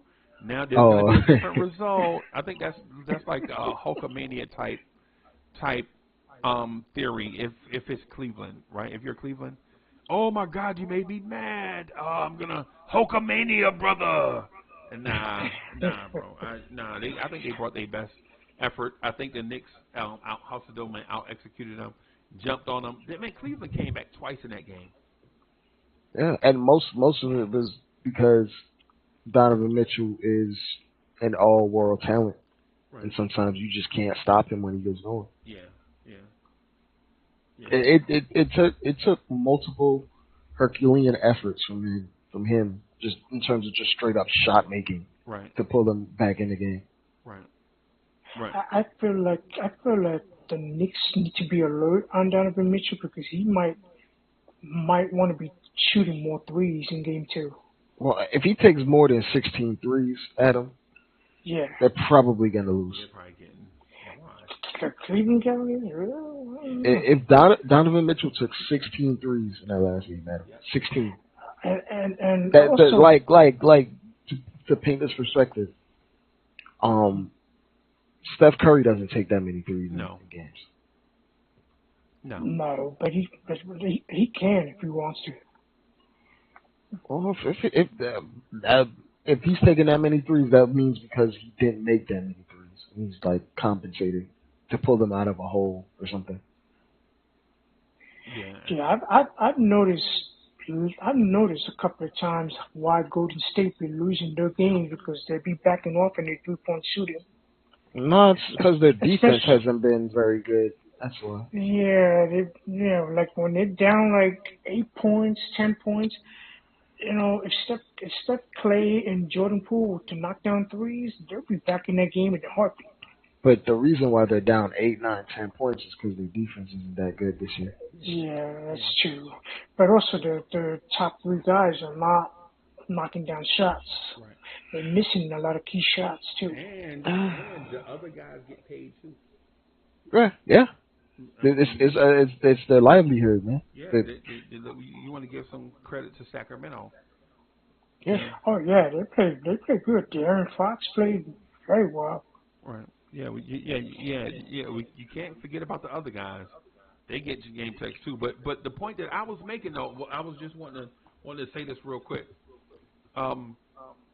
Quentin Grimes knocking down those clutch free throws may be the moment that sparks off the growth of a guy that can develop into a star. These moments, he's gonna be confident. Like that'll give him confidence for the next game for sure. Right. Like I wouldn't be shocked he came out and hit 3 threes in the first quarter of this game. Right. And I wouldn't be surprised to see. To see what? Your mic cut out, Freezie. My mic cut out. Hello. He might froze. Hello. Did he? Okay. I'll check his YouTube. He might have froze. Yeah, he's probably hopping off and coming back on probably. No, for y'all it cut off. for y'all it cut off, not for everybody else. Yeah, but my point, the point that I'm making is a cat like Grimes, a young player coming through in a clutch moment builds confidence. Right. Right. That's what I'm getting at. Like to see a go to the line with game 1 on the line, knowing that you need one to make it a one possession, make it a one possession game, and two free throws to get them out of here, and to knock down both of those free throws ice cold, and to look in their face and know you did it on their floor. I think it instills confidence. It's especially when their best player comes up to you before the free throws. Yeah. Tries to get in your head. Yes. It doesn't work. Yes. And especially when we saw moments this year where he choked in moments like that. You remember the Chicago game when him and Jalen Brunson missed all those free throws down the stretch. And you're like, dang, y'all missing free throws? And we mess around. And then in that same game, DeMar DeRozan gets that phony foul on Grimes at the end of the game, and then makes both free throws in Grimes' face, and the Bulls win. You know what I'm saying? Lessons. Yeah, so it's lessons learned. Yeah, I could not imagine how much pressure Quentin Grimes was feeling at the free throw line to knock down 2 clutch free throws in the playoffs. On the road. Right. Your first playoff game, period. To give the Knicks a 4-point lead. It's your first playoff game in your career, and you shot pretty terribly that day, and he took the ball, and he had the utmost confidence in himself and his ability to seal a game, and he did it. And he did it. And so these are the type of conversations I feel like we're going to be having this summer when we recollect about, what actually happened this season. When we talk about how good are the Knicks. You know what I'm saying? Like, did we outperform expectations, or are we a really good team that caught some bad breaks? Okay. Like, when you mean bad breaks, is it other teams or us? We caught bad breaks and we just lost in the round or something. No. I'm saying however we exit the playoffs. Right. However we Okay. Yeah. However we exit the playoffs, were we ahead of schedule, or were we a bad team that caught some bad breaks? Like for instance, if we play Milwaukee in the next round and Chris Middleton averages 37 points a game against us, is Chris Middleton a 37-point per game scorer, or did he get hot at the right time? He got hot at the right time. Yeah, that's what I'm talking about. Just that, not anything major. Right. But it could be one of those scenarios where you might run into a team that's like a title contender, and not to draw complete parallels, but you remember when the Warriors went against the Spurs while they were in their championship run and gave them the scare of their lives. Yeah. Because there was nothing they could do with them at a certain point. But eventually they were a title contender, so they figured them out because they were still in their embryonic stage. Right. But they were still cooking, And speaking of Milwaukee, I was not expecting to see Miami beat the Bucks in Game 1. I'm not even worried about the Bucks. That game was something else. Yeah, I'm not necessarily worried about the Bucks. I think they're going to be fine in this series. I wanted to go as long as possible, but when you look at the numbers, it was the best shooting game of the Heat the entire year. Right. Yeah, and it was one of the worst shooting games for the Bucks the entire year, with or without Giannis. Well, the Heat also took advantage without Giannis. Yeah. I don't think but it's like, but with Giannis being on the court, Giannis is not going to stop a team from shooting 60% from 3. Like, it is what it is at that point. Like, when you're shooting that well from 3, those are like the outlier games, and it just so happened to be Game 1 that it happened. Right. I don't believe the Miami Heat are like 27 to 3-point percentage, even with Tyler Hero, and Tyler Hero is going to be out, so it's not going to fare well with the rest of the series in my mind. The rest of the series. What is the word in Tyler Hero? He has a fractured hand or something? Yeah, he broke his hand. Oh wow. Do you think Giannis is going to be back for Game 2, or he's out with a back spasm? He's out with a lower back contusion, which is just a bruise. It's a bruise. Yeah. And they have like 2.5 days, so he might be back. Who knows? Yeah. But I feel like the Bucks are good enough to win without him against them. Especially without Tyler Hero. Yeah, like their offense is going to be Jimmy Butler. That's it. I think Miami's gonna be fine without Tyler. Nah.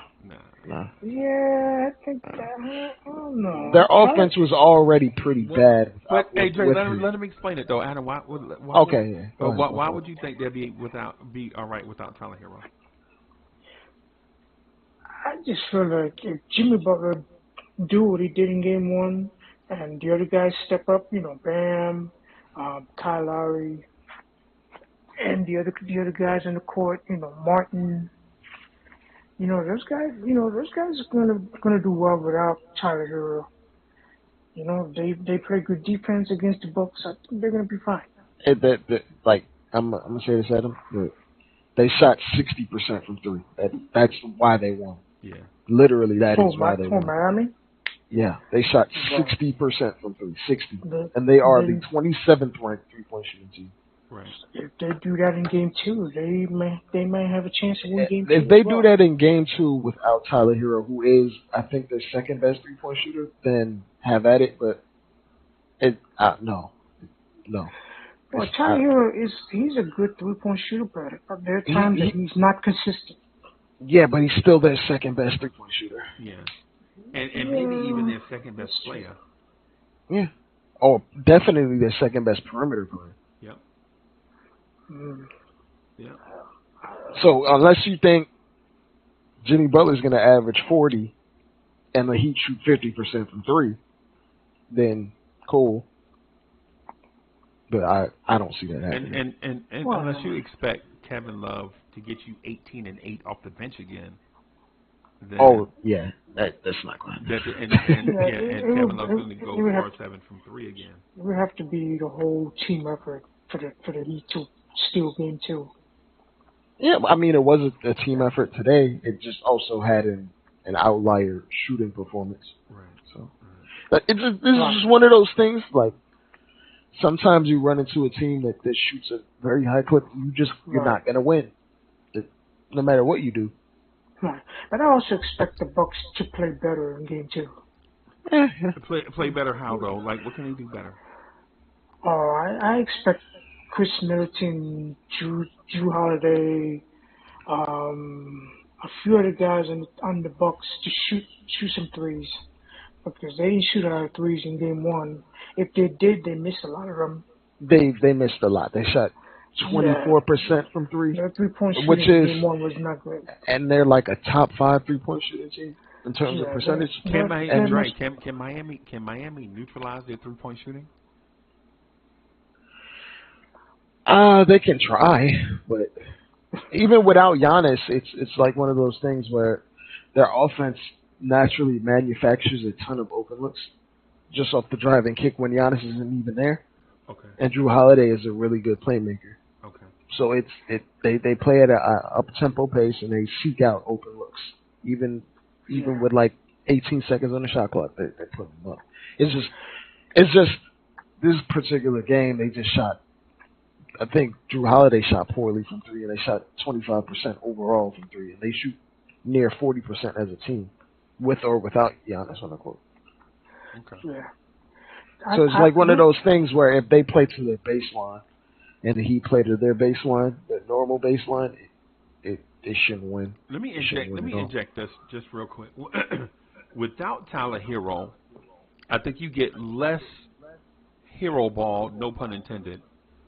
And if you get more Kyle Lowry, which I think you'll get, and some Victor Oladipo, I think what you get is a more team-oriented, spread-out offense. You have a smarter defensive presence on the floor, and mind you, I don't know about Tyler Hero's on-ball defense. I don't know. It's not very good. Right. But I'm gonna say this, Freezie. But I would say that Kyle Lowry's on-ball defense is a lot better. Okay. I'm gonna keep it a buck with you, Freezie. Kyle Lowry's team defense is better, but he's older now. Right. So he has to play the cerebral game, but physically on ball, Kyle Lowry can't do it no more.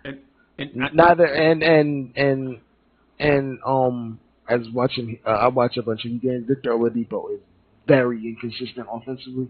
Right. He has the ability on defense, but he also makes like terrible decisions. So So like it's like one of those things where Victor Oladipo wasn't even playing the last 3-4 games at all. Right. No minutes, none. Right. That's how kind of he's been phased out of the rotation, and he makes $10 million. Right. So if you get phased out of the rotation for Spoelstra, he kind of has like no faith in you, which is why like Duncan Robinson was phased out. So like it's one of those things where like in theory, if it was 3 years ago, I would say hell yeah about them guys, but them dudes washed, man. Well, both of them. but the point that was made though is that Tyler Hero's not available. And right. you're not so gonna go out there with you have to 4 do guys. it by committee. You got to do Right. it by committee. And that was the point. That was the point that I'm getting at. That's the reason why I mentioned. And also what I was going to mention too to that point is if you can get Kevin Love to neutralize what Bobby Portis does, and I'm not saying guard him. Just the production. Is if their production matches, I give the edge to Miami. Right. I give the edge to Miami, and as far as the bench goes, I'm looking at Miami's bench right now of Jay Crowder, Javon Carter, and Wes Matthews and Joe Ingles. That doesn't sound like a bench that somebody should be afraid of. I think Bobby. But it's not necessarily about the players; it's how the players play. I understand.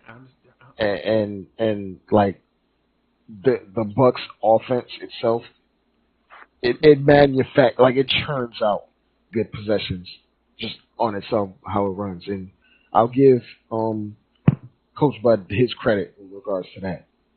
Okay. Like their offense is very good. All right. As opposed to like if you watch the Heat play offense, it's very predictable. Very, very predictable. They're limited. And now it's going to be even more predictable when Tyler Hero's not out there to be able to create on his own. Right. No doubt. But yeah, but then he has other 3-point shooters.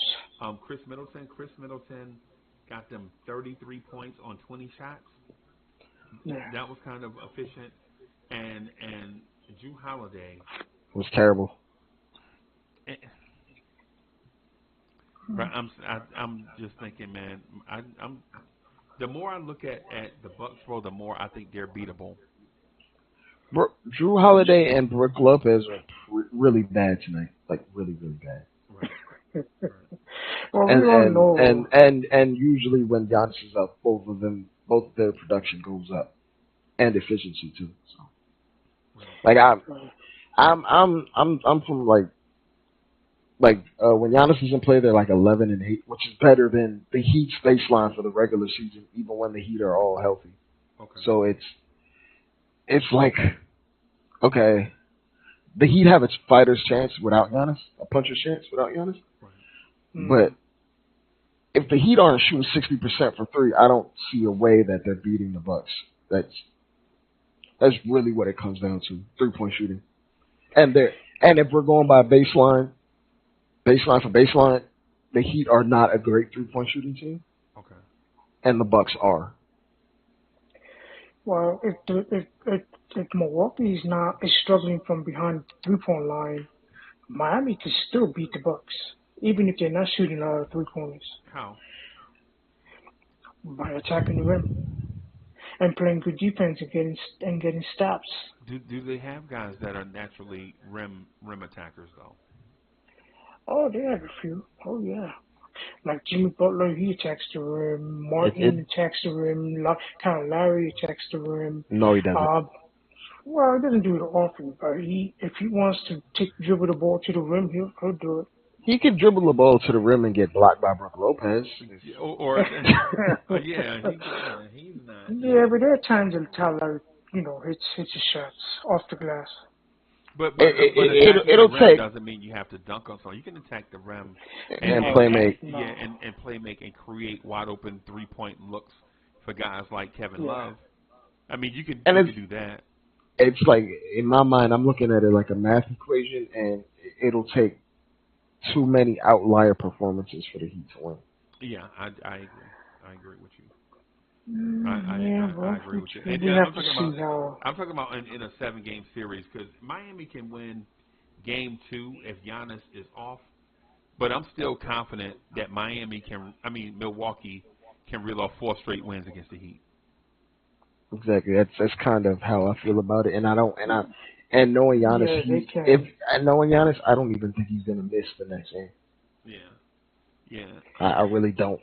Even if they go up 3-0, I'm still confident that Milwaukee with Giannis is capable of pulling it off, right? Because the disparity is just between the margin for error is just so for Miami. Larger. The margin of error is so great that even if they do get lucky and go up 3-0 on Milwaukee, the fact that the top 3 players in this series all play for one team is like. Well, I won't say top 3 because Jimmy Butler is probably the best player that's not Giannis. But then after that, it's Middleton and Jrue Holiday. The Bucks have 3. Yes. Okay. Bam Adebayo doesn't really show up in the playoffs. Like every time it's a big game, I don't see him. Right. I just don't. It is what it is with him at this point. Like in the postseason, how many huge postseason games you've seen him put forth? Yeah. And he's been in a ton over the last 4 or 5 years. Yeah, especially 2020. Yeah, so it's like he's like a do-it-all guy. He almost falls completely into the Draymond role when the playoffs start. But in a regular season, he can get 20. But in the playoffs, he's like around 13, 14. A facilitator, rim protector. I think because he can't. Because he's not overwhelming. Well, he's athletic, but he's not. He doesn't have the physical advantages over centers to just overpower them. He has to use speed. Because he's short. Yeah, he's a short, strong, quick center. More like Willis Reed in that, you know what I'm saying, he's not going to be Joel Embiid. He's not Patrick Ewing. Never. You know what I'm saying? Yeah. With that said, Adam, how confident are you that Miami can put a whooping on Milwaukee? Because you were advocating for them for the last 30 or 40 minutes. So how confident are you in them though?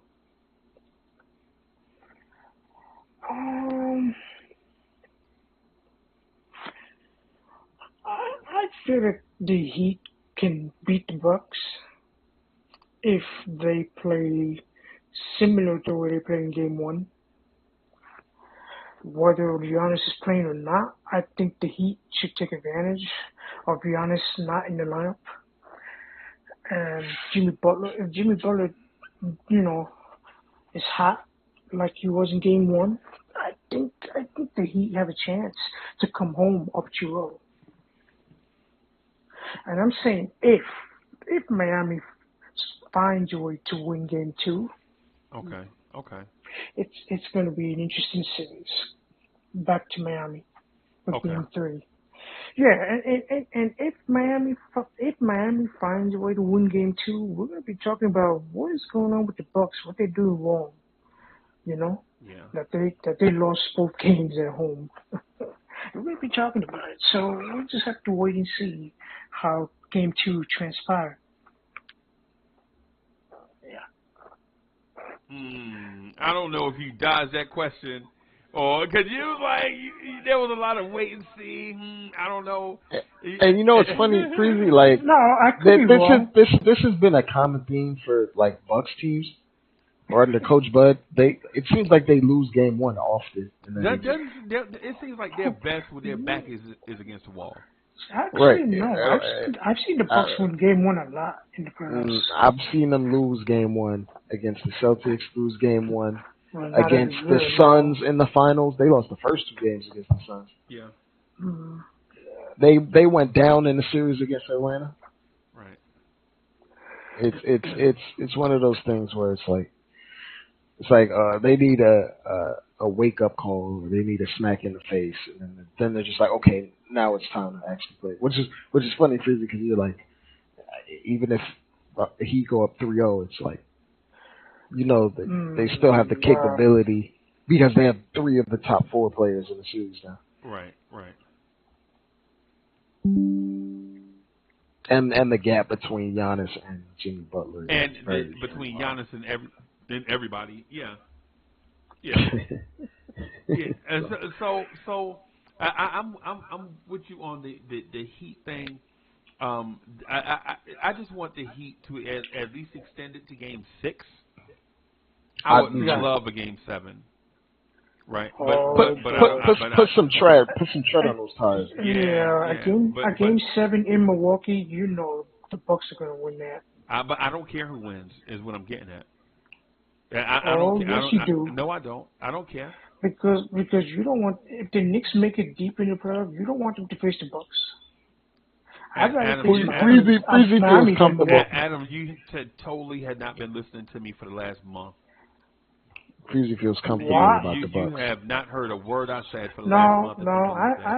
I've heard everything. Well, you don't understand what I'm saying then, because if you heard it and then you said something to the contrary of what I did, you don't understand what I'm saying. I totally am comfortable with us beating the Bucks. I'm not. Yeah, but you said me though. You didn't say you. You know what I'm saying? You said that I do care. I honestly don't care. The only thing I care about is Miami softening up Miami. I'm softening up Milwaukee. I believe the Knicks are a bad matchup for the Bucks. And quite frankly, I think we are better than the Celtics. The only team I fear is Philly. That's it. That's the only team I fear. I feel like you never really explained why you fear Philly. Can you explain that to me? You can beat Philly. No, but Adam, I said, but listen to me. I said the team that I fear. Yeah, I wanted to know why you fear Philly, because I don't feel like you really explained that. Yeah, explain that, boss. Well, not that you're wrong. Why are you afraid of Philly? I wanted. I'm surprised. Why are y'all confident against Philly? Have we showed any reasonable thing that we could beat Philly? I mean, we've beaten Philly in the regular season. Have we beaten them this year? Yeah. Yeah. I don't remember. It was 2 out of 2. Like they got 2, we got 2. 2. Okay. Oh yeah. The game with Harden and everybody was out, and Tyrese Maxey had the scorching hot first half and cooled off in the second half. I remember that. In Philly. Yeah, that was a Friday night. And then we won the one where we came back on them in the Garden. Right. Yeah, that's right. But the other ones, they were just imposing and kind of dominating. Harden and Embiid, and that should be enough. Look at your team and look at, or let me say it this way: look at our team, right? And look at who can guard James Harden one-on-one. And then look at our team and look at Grimes, I guess.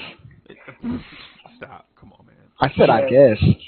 Come on, bro. I would put Grimes. Look at our team and look at who can guard Joel Embiid one-on-one. Oh, it's gonna be Randall. No. What? No. It'll be Mitchell, and Mitchell's gonna get in foul trouble. Right. Mitchell Robinson cannot handle Joel Embiid. Right. And Julius Randle can? Are you out of your mind? And then tell me. The size different. And then tell me you're confident that when James Harden sprays the ball around the perimeter, that you're confident in our perimeter defense against the 3.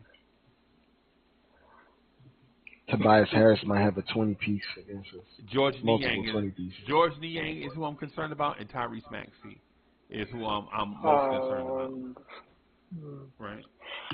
I think Josh Hart can guard Maxey, no problems. Bro, what I'm saying is I said Philly scares me the most. I didn't say they were unbeatable too. Just to keep it in, just Yeah. But I just wanted to know. how you felt about it. Yeah. Or why you felt that. I think they present us. You know how I often say the term a bad matchup. I think Philly's a bad matchup for us. Right? Because when we start thinking about Joel Embiid, an MVP caliber guy, You know what I'm saying? In the post and on the perimeter. James Harden isolating against Grimes, quickly Brunson. Because James Harden is not a traditional guard. James Harden is a jumbo guard, right? So even if you put a strong guy, if you put Grimes on him, he's going to neutralize Grimes' one strength, and that's strength, right? And now you're depending on Quentin Grimes' quickness to stay with Harden, right? Because Quentin Grimes, for his size, is not a tall, long-armed, super athletic guy, right? He's moderately athletic, moderately strong. Yeah. Well, he is strong. He's pretty strong, yeah. Not hard and strong. Yeah, but he plays strong too. You know what I'm saying? So and then now we're talking about R.J. Barrett guarding James Harden, or Josh Hart guarding James Harden. No. And RJ is too slow. And mind you, by the time this happens, we're talking about the Eastern Conference Finals, right? You know what I'm saying? So they're the team that scares me at this point. I'm not. They scare me the most. I don't. Milwaukee to me is a better matchup for us than Cleveland, in my opinion. And the reason why when I say that, a lot of people hit me with Milwaukee's reputation. I don't care nothing about their reputation, bro. I care about the 2023 Milwaukee Bucks. I don't care what they used to be 2 years ago or 5 years ago or any of that stuff. When I'm talking about this team versus that team right now, I don't see Jay Crowder having an impact. I don't see Drew Holiday having an impact. I don't see Javon Carter turning into Mark Price. You know what I'm saying? I don't because if you like Javon Carter, that means you like Miles McBride. That's like Miles McBride getting big time minutes for them. Well, that would be if Miles McBride shot like 43% from three, then that would. Well, he can't shoot now though. Yeah. That's the big, because if Miles McBride could shoot like that, he would get 10 minutes. Yeah, he'd be a starter. Yeah. At minimum, he'd get 10 minutes if he can shoot like that. At a minimum, Javon Carter on this team is a starter, in my opinion. You know what I'm saying? Over who? Grimes. He's too small. Who's a better defender though, Grimes or Carter, in your opinion? Javon Carter, but who's a better Javon Carter in your opinion? Carter or Javon Carter, but it is. But we're already limited in positional flexibility. Right. Freezie, like you can't put Javon Carter on a 6'5" 2 guard that can score. But Dre, what 6'5" 2 guard is playing for Cleveland right now? I wouldn't put Javon Carter on Donovan Mitchell. I would not. Personally, I would put him on Garland, but I would not put him on Mitchell. Yeah, I mean, because when we talk about Mitchell, even though Mitchell is 6'2" or whatever, you see how you dodge the question. But I'd rather have Grimes on Donovan Mitchell than Javon Carter. No, I get it. But Cleveland has 2 6'2" guards out on the floor. And to say there is a size advantage in Cleveland's way if you play Javon Carter, to me, I think is. But neither of those guards are guarded by a 6-foot guard. Right, and Donovan Mitchell at 6'2" plays more like a 6'6" guard. We know that because of athleticism and foot speed and all of that, dexterity and agility, acceleration. He plays like a 6'6" guard, or is impactful like a 6'6" athlete. Right. So I mean, I get it. I get it. But ultimately, what I'm getting at is, man, Cleveland's a great team. I want to give Cleveland credit for being great. I think we're a good matchup against them. I just think we're a better matchup for Milwaukee. Milwaukee doesn't do a thing. They don't have a thing that presents a threat to us, in my mind. I think our issue is that we overhelp sometimes, and they will make you pay with 3-point shooting. Especially Bobby Porter. If you overhelp. Because Not if you notice, because we went against the Cavs and we do things that are sometimes no-nos against other teams, Right. like helping off the strong side Right. or helping at the nail at all times. Right. The Bucks would exploit that. Right. 100%. They did. Yep. They did, and that's how Brook Lopez got those 3 threes over Mitch. You remember he got And, those 3 yeah, threes against Mitch? and that was a game without Giannis, Right. Right. which is what I was talking about in terms of their offensive philosophies and game plans, where they can generate good 3-point looks without Giannis on the court. It's just magnified worse when Giannis is on the court. Right. And what I would say to that is I think we learned from that. Right. Those threes in the corner by Brook Lopez. If Mitch just stays there with Brook Lopez and let Randall rotate to the rim, you close out on Brook Lopez. Now Brook Lopez can't get a shot off. He's got to either put the ball on the floor or pass it. And I like both of those options. I feel like our best matchup would be to cross match Mitch's man with Randall and have Randall on Lopez in the on corner. Lopez. Yeah, when Lopez is trying to stretch the court and space the court, because at that point, as far as positional flexibility, the way they play is the inverse of the 4 or 5. Like Giannis is the guy going to the rim at all times, and Brook Lopez is playing like a stretch 4. Okay. Hey, let me address. I want to address this comment real quick, and then I want to get back to your point. Right. So B Baller for Real says Cleveland isn't a great team. They're a good team with a great player. If they were great, we wouldn't have beat them playing so poorly. And so B Baller for Real, I appreciate that comment. But this is what I would say to that. Don't underestimate how great this New York Knicks team is. If the Knicks can beat a great team playing this poorly, then how great are we? When we play together, how great are we? Just food for thought. Just something to think about, right? Just something to think about. If Cleveland is just a good team, and we I think Cleveland is very, very, very good. I don't know. Like great would put them in like top 4 title contender category, and I don't believe they're here yet. In my mind, that's like if you're great, you're in like Eastern Conference Finals or Western Conference Finals, or like on the verge of that. And I don't believe that they're just yet. I think they're very good though, and I believe the Knicks are very good. I would say right now, at this very moment, throwing out all the records and stuff, because the regular season is over.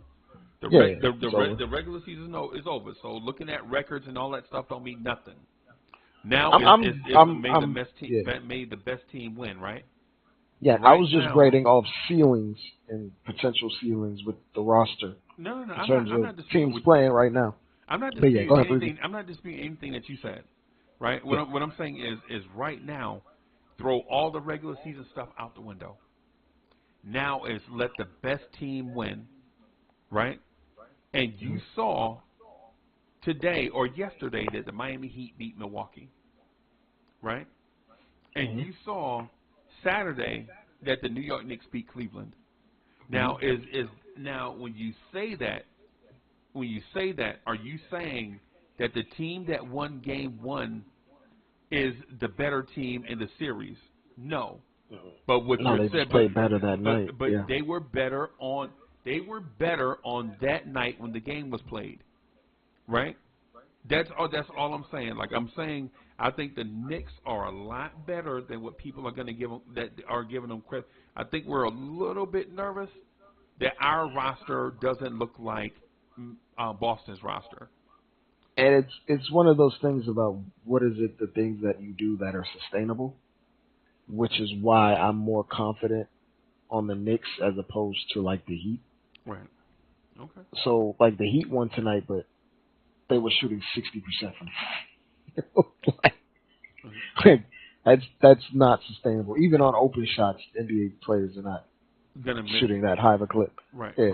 So it's one of those things. But with us, it's like every night we're gonna out rebound you, and we're probably gonna turn the ball over less than you. Right. So you're gonna have to out execute us while we're also keying in on your favorite sets and what you love to do. You're gonna have to out execute us to the point that you overcome the rebounding deficit and the turnover deficit. Um, And it's gonna be hard to do that but every night when you're not overwhelmingly good on offense. so okay. So with that said, how come you're nervous about Milwaukee? Well, I'm more nervous about Milwaukee because they pose the same size issues. Like they shoot better than us, and they have positional flexibility where they can rebound with us, not necessarily at the same level as us, but close enough to where their 3 point advantage can come into play and shape the difference in games. Okay. And then they have the megastar Giannis, which Okay. is also a shifting factor. I'm not gonna say like we should be afraid of them, but No, it's no, like, I'm not saying that. No, I'm not being yeah, disrespectful like that, bro. You know me. I'm not. yeah. I'm not going down that road. All I'm saying is that I feel comfortable in that matchup. But Adam, let me ask you this: which point guard would you prefer, Drew Holiday or Jalen Brunson? Which point guard do you think is better?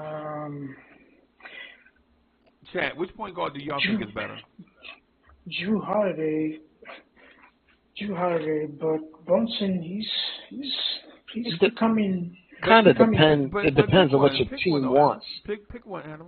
So Yeah, Adam, pick one. Yeah. which one do you feel like is better? Do you feel like Jalen Brunson is better or Drew Holiday is better? Right now, I'm gonna choose Brunson.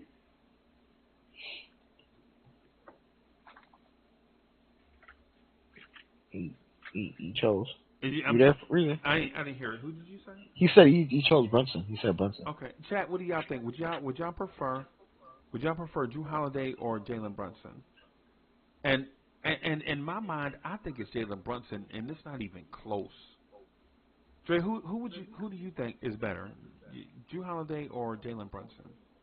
I'd take Jalen Brunson, but I also feel like Drew Holiday wouldn't be as effective in that role here. Right. Like the things he does for the Bucks are invaluable, Okay. but if you were put into the Jalen Brunson role here, he would struggle at it. Right. But Jalen Brunson doesn't do the things that that Drew Holiday does on the defensive end. And I feel like Drew Holiday edges him out in terms of playmaking just a little bit. I would say this though: if Jalen Brunson played next to Giannis, he'd average 28 a game. Yeah. And about 10 assists. And I don't know about 10 assists. And the reason why I would say that though is because if you take into account Drew Holiday's playmaking with better shooters, you mentioned that Milwaukee had better shooters, right? And so Jalen Brunson with those shooters means his ability to make plays would be at a higher level because guys will convert at a higher clip compared to what he already has. Right? If we go about what you said earlier about Milwaukee having better shooters. Right, but Jalen Brunson's playmaking isn't necessarily directly to the shooter. So he might get the hockey assist, but he's not getting the direct 3-point. Like when we watch the Knicks play, how many 3-pointers, how many assists do you see him like kicking out to Grimes even when Grimes is red hot? Like he's not averaging a ton of assists. Yeah. I think that has to do with reps and but Drew Holiday being in the league so much longer. I think Brunson 2 years from now is going to be an even better playmaker. But how many times have you seen Jalen Brunson, Julius Randle, R.J. Barrett kick out to Quentin Grimes and Grimes not shoot? True.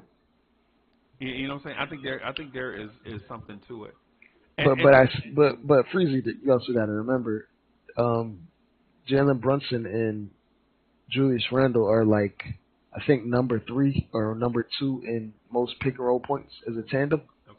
So a lot of his playmaking is with Randle included. Okay. So it's not necessarily the kick into the shooters. It's like if Jalen Brunson played with Giannis, most of his assists would go to Giannis, not shooters. Okay. Which is cool because Giannis is just a highly efficient player. Okay. Okay. All right. I'm still going with Brunson. Who would you rather have, the Bucks 2 guard or the Knicks 2 guard? Adam, like, who would you rather have? I would rather have the Knicks 2 guard. Over the Bucks, right? I think it's interchangeable. Grayson Allen starts sometimes over there, but So the Bucks have a sometimes starter. So they don't even yeah, have anybody. Because Middleton could be classified as a 2, depending on how big they go. Okay. But in So terms like of sometimes they start Grayson Allen. Okay, so Grayson Allen is a guy now, right? And they have diversity in their lineups, right? Yeah. So who would I rather have, Grayson Allen or Quentin Grimes? Chad, who do y'all think, Grayson Allen or Quentin Grimes? Grimes. Adam, who would you rather have, Grayson Allen or Quentin Grimes? You said Grimes, right? Yeah, I'm a pick Grimes. Right. I would say I would. The only reason why I think it's even a conversation is that Grayson Allen is a sneaky good defender. Right. He's a sneaky good defender. He can get raging hot from 3 too. Yeah, he can get. Yeah. But when I was, man, I got an echo coming from out of nowhere. But anyway. That might have been me. My bad, Freezie. No doubt. I would say Grimes, but not by a wide margin. I would say Grimes, but no.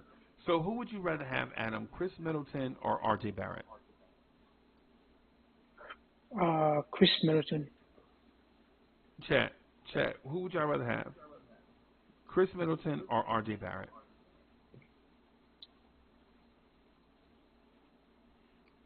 And I ain't gonna lie to you, it's Chris Middleton for me. Dre, what about you? Yeah, it's Chris Middleton. That's not even. All right. Not even up for debate right now. All right. Of course. Maybe RJ in a couple of years, but not right now. Okay. Oh, RJ is not going to be. No, I don't see it. All right. So, okay. His donkey style movement is it's not acceptable in this league. Okay. Who would you rather have, Giannis or Julius Randle?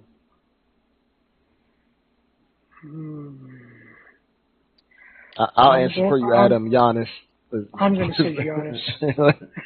All right.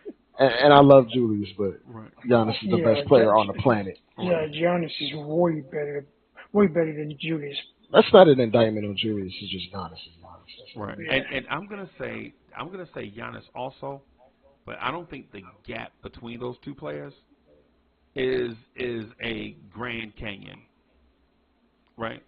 It's not like the gap of Miami's power forward, who was, I guess it was Jimmy Butler. Yeah, they played Jimmy at the 4 a lot. So. Right. But they do like a swarming defense, so it's like not Giannis is not going to be posting up guys to death without a double coming. Right. So it looks like they went positionless. Okay. All right. Either way. And it was really one of the twins I played before. He guards the horse. Okay. They put him down there to check all the abuse. Okay.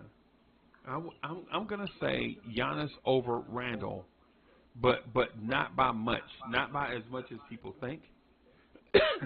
I'm gonna say when I rank power forwards at this moment now, I'm not talking about all season long and who got hot and who was a flashy dunker and who missed all these games. What I'm saying is, at this moment, I think Julius Randle's a top 3 power forward in the NBA.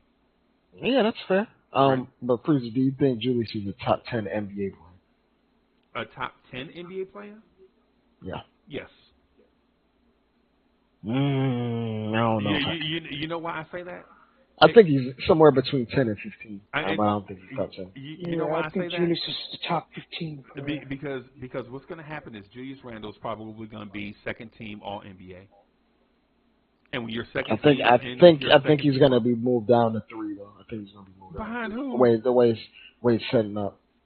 Because it's small forwards, power forwards, and centers. So. Okay. So who's better? Who's better than Randall right now? And like the power forward position is the lightest position. But who's pure better? power forwards. But who's better? Who's the second best power forward? It isn't just about power forwards because for instance, Joel Embiid or Jokic are going to be on second team All NBA just because of how it's set up. No, but I'm saying what power forward is better? It doesn't necessarily have to be power forwards. It could be a small forward better than him. A small forward better than him. So it's forwards. Yeah. So it's forwards. So is wings. It's forwards. It's forwards and centers like that front court. They get lumped together. Okay. So it's not necessarily like for instance, Jaylen Brown might be listed as a forward and he might be listed as better than Julius Randle or Jason Tatum. Okay. Because he's a forward. Okay. Or Kevin Durant because he's a forward. Right. So I'm saying like stuff like that. Right. So basically, what I'm trying to figure out is what power forward is better than Randall? Because even if you list 5 power forwards and Randall, five small forwards and Randall makes third team NBA. He is the number 2 power forward, but the power forward position isn't the most laden with talent. Right. There's way better because Jason small Tatum forwards. is listed at power forward right now. He's listed at 3-4. Okay. He's just a forward though. Okay. He's listed small forward / power forward. Okay. Out of whatever alignments because he's like 6'9". Okay. But he's really the 3. Yeah, he really is 3. When you watch them, they play Grant Williams so much at the 4, right? But my point is this: Giannis is by far the best power forward in the game, right? But it's not like Julius Randle is a top 50 player. No. Absolutely not. I'm saying he's top 50. Like if I had to give him a number, maybe like 11 or 12. I'm saying he's about. I think he's better than Jimmy Butler. Yeah. I think they're about equals. And I think I gotta give in terms of straight up impact, because Jimmy Butler is very good. So when I look at Jimmy Butler, and I look at the Miami Heat, I think Jimmy Butler is at this stage of his career, not a low impact player. I think he's like top 5 in PER. And he might win clutch play. Somebody got an echo. Oh, that was me. I was switching my switch on my mic to mute myself. I should just physically mute myself. Oh, my bad. So and Jimmy Butler might win the Kia Clutch Player of the Year award, right? Because he scores a certain amount of points late in games within the last 4 minutes. But Randall starts the game off hot, right? So they look different in the way they impact the game. Randall gets the Knicks off to a lead, and Brunson closes, whereas Jimmy Butler pulls his team back from the jaws of defeat at the end of games.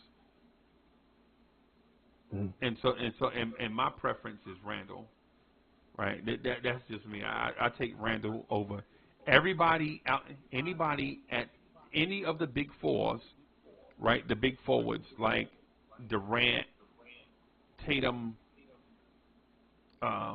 whoever, Jeremy Grant, whoever the big fours are. I'm taking Giannis and then Randall against everybody else, and yes, even over Kevin Durant at this point.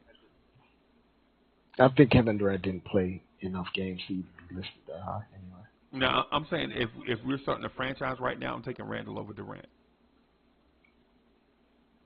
And I know that sounds crazy. That sounds crazy. I guess you're taking age into account. And fragility. Mm-hmm. Yeah. And impact and all those things. I'm taking Randall. But if I'm taking like a franchise, I'm not taking a 28-year-old though. No, or a 34, but yeah, it's kind of weird. Yeah, but I understand. Yeah. I think the Giannis Randall thing is closer than what people think. I'm not saying Randall is a MVP caliber, all NBA type guy. What I'm saying is if Giannis gets 35, 17 rebounds and 8 assists, I think I could see Randall with 27 points, 12 rebounds and 6 assists. Wait, say it again? If Giannis goes, say Giannis goes for 43 points, 21 rebounds, and 11 assists. Monster game, right? I could see Randall with about 28 points, 13 or 14 rebounds, and 6 for or 7 sure. assists. Yeah. You know, And it would probably because you elevate your game in the playoffs, and that's not even elevating too much from his regular season stats. Like I can see Randall getting 32, 33. right. It's not because you was going on the low end. yeah, that's what I'm saying. I'm just being conservative. I think that's what he can do. It's not like Giannis versus Kenrick Williams.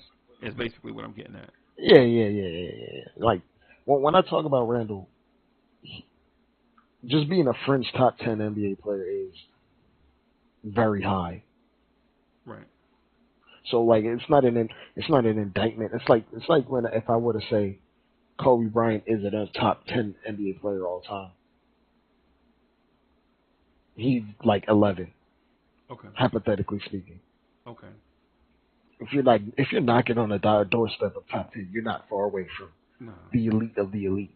You know what I'm saying? So it's like not an indictment or a knock on him. It's just there's a lot of great players in the league right now. Well, let me ask Adam this real quick. Adam, who would you prefer, Brook Lopez or Mitchell Robinson? I'm gonna say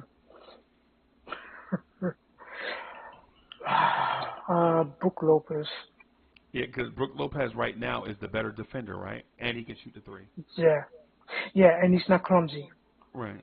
I think I would say that too, but our center rotation is better than this. It's just I'm gonna get to that. I just want just those two. Yeah. So you would take Brook Lopez over Mitch? I would. I would too. I'm taking Mitch, and the reason why I would take Mitch is because, in my mind, when Brook Lopez's three is not going, I can find that guy off the scrap. I can put Bismack Biyombo in that spot in my mind. But you know, Freezie, like Brook Lopez is top 3 in defensive player finalist. Like I know. He's very good. Even when he might be defensive player of the year. I know. So I mean, you're not gonna find a defensive player of the year on the scrap heap if you're speaking about when he doesn't have. But let me say this though. Let me say this. Say I replace Brook Lopez with JaVale McGee. Right? Say I replace Brook Lopez with JaVale McGee. Brook Lopez is still better than JaVale McGee. But no, listen. Okay. Yeah. You put JaVale McGee in that spot, right? And on the floor at the same time where you have goofy JaVale McGee who played like a stork, right? Right? At the same time on the floor that you have JaVale McGee, you also have Giannis Antetokounmpo, who's an all-world defender. At times you will have Javon Carter on the floor. And you will also have Drew Holiday on the floor. Mm-hmm. Right? So instead of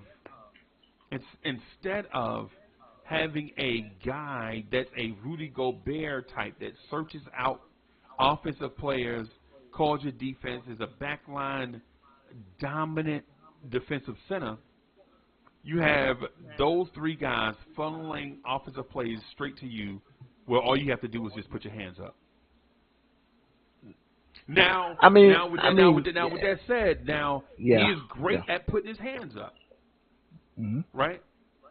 But does Brook Lopez give you the impression that he is a better defender than Mitchell Robinson, Walker Kessler, or Rudy Gobert? I think they're relatively on the same levels. They just do it in different manners because those guys are just more athletic than Brook Lopez, and he has to do it strategically and by position. But the real value in Brook Lopez, to be absolutely honest, Freezie, even when his jumper is not going, you have to honor it, which frees up space for Giannis. Yeah, you have to so even even when it's not working, he's still creating spacing just by existing. Right. So teams are not gonna honor Mitchell Robinson standing at the 3-point line or in the corner at all. What I'm gonna no, because he don't have a reputation for that.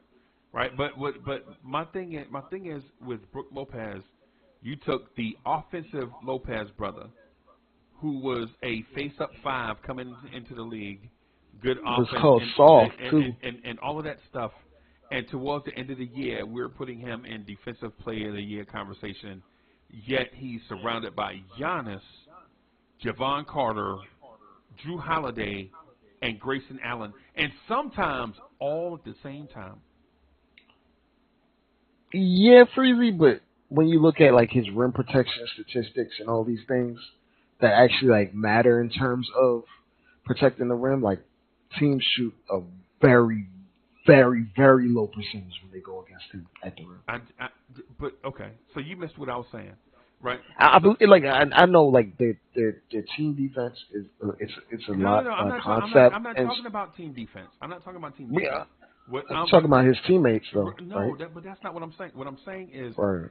They force the ball to him. He doesn't get the ball. Like Brook Lopez ain't out here stealing balls from players on the perimeter or blocking 3-pointers on the perimeter. He ain't doing that. They bring but that Rudy Gobert's not doing that either, because if you remember on the Jazz, their whole defensive principles were to funnel players into him. There's no difference. Like, teams run a lot of the same defensive principles. When you watch the Knicks play defense, they run a ton of drop coverage, which is what the Bucks do. It's just the Bucks do it exclusively, and the Knicks kind of alternate in and out of it. So it's hard to completely just take everything away from him, because like everyone runs a lot of the same. So he's comparable to Rudy Gobert. Relatively, in terms of protecting the rim this year, yeah. Yeah, I don't see that at all. Hey, look, man. I saw Rudy Gobert get destroyed tonight. So yeah, I know. And defensive centers don't last too. By the way, the defensive centers when they get to about year 7 or 8, it's over. Like once they lose a step, it's a wrap. And you saw it with Mutombo. You saw it with Morning. You saw it with Olajuwon. You'll see it eventually with Mitch. You know what I'm saying? Break down. Yeah. Once they lose a step, they're getting posterized so much. You know what I'm saying? But it's like one of those things where, like, even if Gobert was in his physical prime, there was nothing he can do with Jokic and just keeping it above. No. I mean, so it's like. But you're talking about all-time great, right? Yeah. But what about I'm saying Gobert versus an average center though? An average center is not doing a whole lot, but I don't like in a playoff setting. I've seen Gobert get exposed far too often for me to even utter his name as like it's crazy. He has 3 Defensive Player of the Year awards, right? But would you consider Gobert a top 10 defensive center all time? All time? Would you? No, you wouldn't. I know you wouldn't. I have to think about that because what class is he a better defender than Patrick Ewing? No. Come on, Freezie. No. Is he a better defender than Dwight Howard? Yeah, he's a better defender than Patrick Ewing. Yes. Is he a better defender than Dwight Howard? Adam, why would you say no? Adam, did you watch Patrick Ewing play? Of course. Patrick Ewing was amazing. Yeah, I know he was amazing, right? But he was amazing for more than one thing. Patrick Ewing was clutch. He was a great rebounder. He was a great defender. He was a great scorer, a great jump shooter, a great passer. Yep.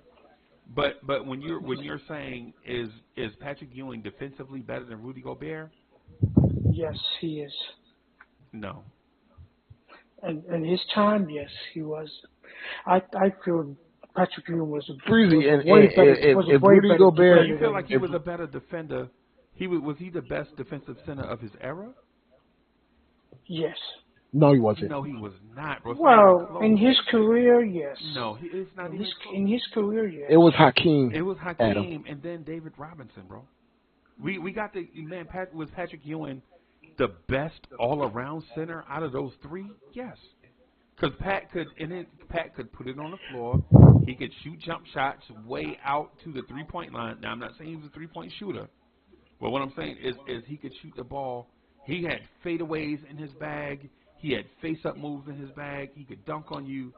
And while I'm saying Pat Ewing is a great player and probably maybe the greatest player in this franchise's history, if you're saying Patrick Ewing is a better defender than Rudy Gobert, then clearly it's just fan talk.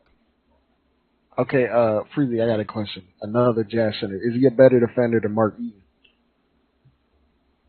Patrick Ewing. I'm saying is Rudy Gobert a better defender than Mark Eaton? Yes, by a mile. Okay. And the reason why I say he's better is because Mark Eaton was a shot blocker, and there's a difference between being a shot blocker and a defender. Right. But this is one of the things where in this era here, because of Gobert's deficiencies, he can't. I literally saw a role player drop 40 because Gobert couldn't get to the perimeter. Yeah, because you ask it, and it's because of the pick and roll system, right? That's the thing that I think where the conversation gets into the destruction of eras and the parsing of participles is putting a big in a pick and roll, right? But at the same time, what if you put that same big in a post-up defensive, like Rudy Gobert didn't have to go nowhere? What if he was just posted up all the time? How would you view him then?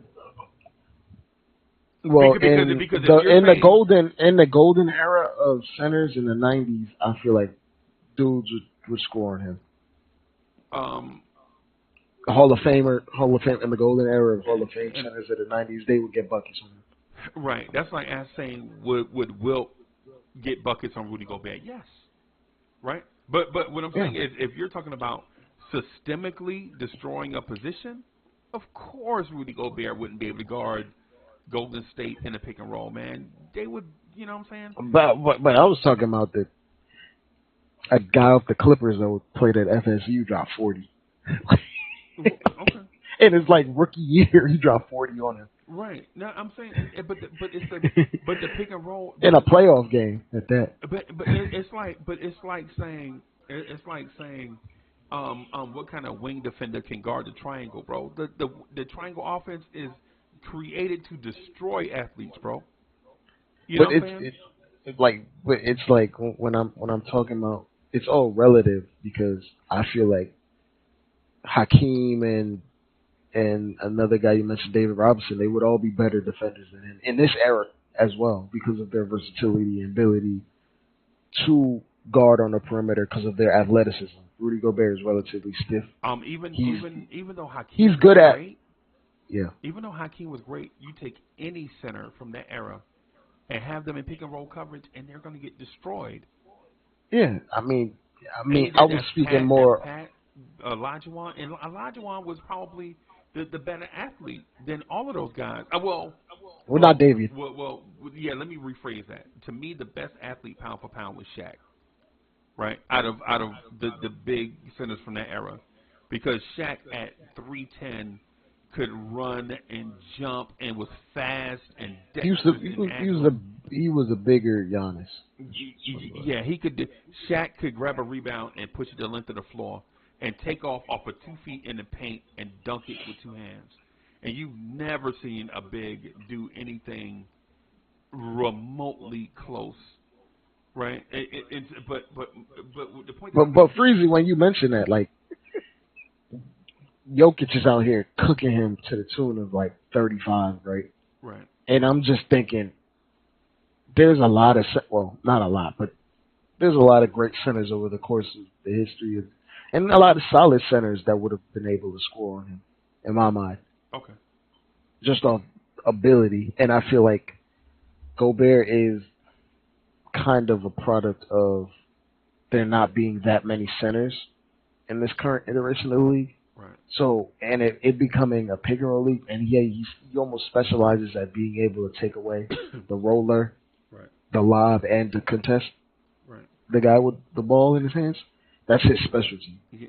And teams funnel guys into him for that particular thing. But when it comes to other things that big men can do, he's not like for instance, he's not the best weak side defender.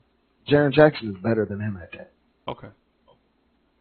Yeah. Or Anthony Davis is better than him at that. Right. Or containing a guy on the perimeter, which is what is asked of bigs. Right. There are other centers in this league better than him at that. Okay. So even though he has 3 Defensive Player of the Year awards, a lot of that is based on systemic that you said that Brook Lopez has on his side. Where, well, the Utah Jazz intentionally try to funnel teams into him, and they kind of triggered that whole drop coverage defense, which the Bucks have adapted, and then put Giannis and Brook Lopez in. So if you want to take it away from Brook Lopez, you got to take away something from Rudy Gobert. Yeah. Because when you ask Rudy Gobert to do other things that some other centers in this current iteration of the league can do, in terms of containing on the perimeter or weak side help or containing guys in the of help defense, there are like multiple bigs that did it better at this current juncture of the league that do it better than him and have always done that better than him. There's more than one. There's more than rim protection. There's more things. There's more to playing defense than protecting the rim. Than shot blocking. Right. Because rim protection is not just shot blocking. It's altering. Right. Yeah, And it's also bumping cutters. Right. Because in my mind, nobody does it better than Clint Capella. Every cutter through the lane is gonna feel something when Clint Capella is on the floor. Right, everybody coming. And you've seen it in person. Right, and you see it in tape and all that stuff too. Right, that Clint Capella, everybody's coming through. He's agile enough to bump everybody, to make everybody feel it. And by the third or fourth quarter, dudes are tired coming through there, so they're not gonna be explosive and all of that stuff. Right. What I'm getting at though with the Brook Lopez thing is the defense is totally designed for you not to shoot the 3, dribble that ball to the rim, to a dude that is stiff as a mountain. But he's disciplined, so he kind of picks out when to jump because he never really goes for fakes. Right, half the battle. Who is a better rim protector, or who's a better defender in your mind, Brook Lopez or Marc Gasol? Marc Gasol, for sure. Marc Gasol, right? It's the same thing they're doing with Marc Gasol. Memphis lined up a whole bunch of defenders around Marc Gasol. Even I want to say one thing. Marc Gasol did steal LeBron's Defensive Player of the Year award because he didn't even make All NBA defense that year. He won Defensive Player of the Year, which makes no sense. Right. So, but what I'm getting at is if we're talking about Brook Lopez's defense versus Mitchell Robinson's defense, I think it's all systemic. It's like when people used to tell me how good Chris Mullin was, right? Oh man, Chris Mullin is so good. Really, Run TMC? He taking 40 shots a game? You're not a Johnny's fan, I take it. No. What I'm saying is just bust your chest. No, what I'm saying is systemically. So if you just go by a system where a guy thrives in a system, you're like, well, look at his percentage at the rim. Well, for one, there's the threat of Giannis coming to block your shot also. They're handicapping the odds. So. But I will say, even when Giannis doesn't play, and there's no weak side help from Giannis, he's playing pretty well. When Giannis doesn't play, Bobby Portis plays all right. Bobby Portis is not like a fraction of it. He's not Giannis. Defender. He's not Giannis. Right? Not even close. I understand that he's not Giannis, right? But they do have a dude that's capable. So it's not like you replace Giannis with Davis Bertans. You know what I'm saying? You put a dude over there. Hey man. Well, maybe he got better at defense, but I saw Bobby Portis when he played for the Knicks. Yeah, it was a mess. It was a mess. It was a mess, bro. I ain't gonna lie to you. But ultimately, what I'm getting at is I would take Mitch over Brook Lopez because I think Mitch can defend better in and outside of space. Right? I think when Giannis, for instance, could Brook Lopez guard Giannis? No. Let's not even go there. Giannis ISO and Brook Lopez would lead to what? Broken ankles by Brook Lopez. Hey, Freezie, I saw Mitch try to guard Giannis. Giannis still did his thing. But you would be more. Who would you be more comfortable with guarding Giannis on the perimeter? I guess Mr. Robinson, Yeah. because well, either way, if you're big, you're backing off anyway. Right. Right. I mean, but it's like one of those things where it's like, while you say it's systemic, the Bucks would have more use for Brook Lopez than Mitch Robinson for obvious reasons. All right, Adam, let me ask you this: which entity would you prefer? Would you prefer the Knicks bench or the Bucks bench?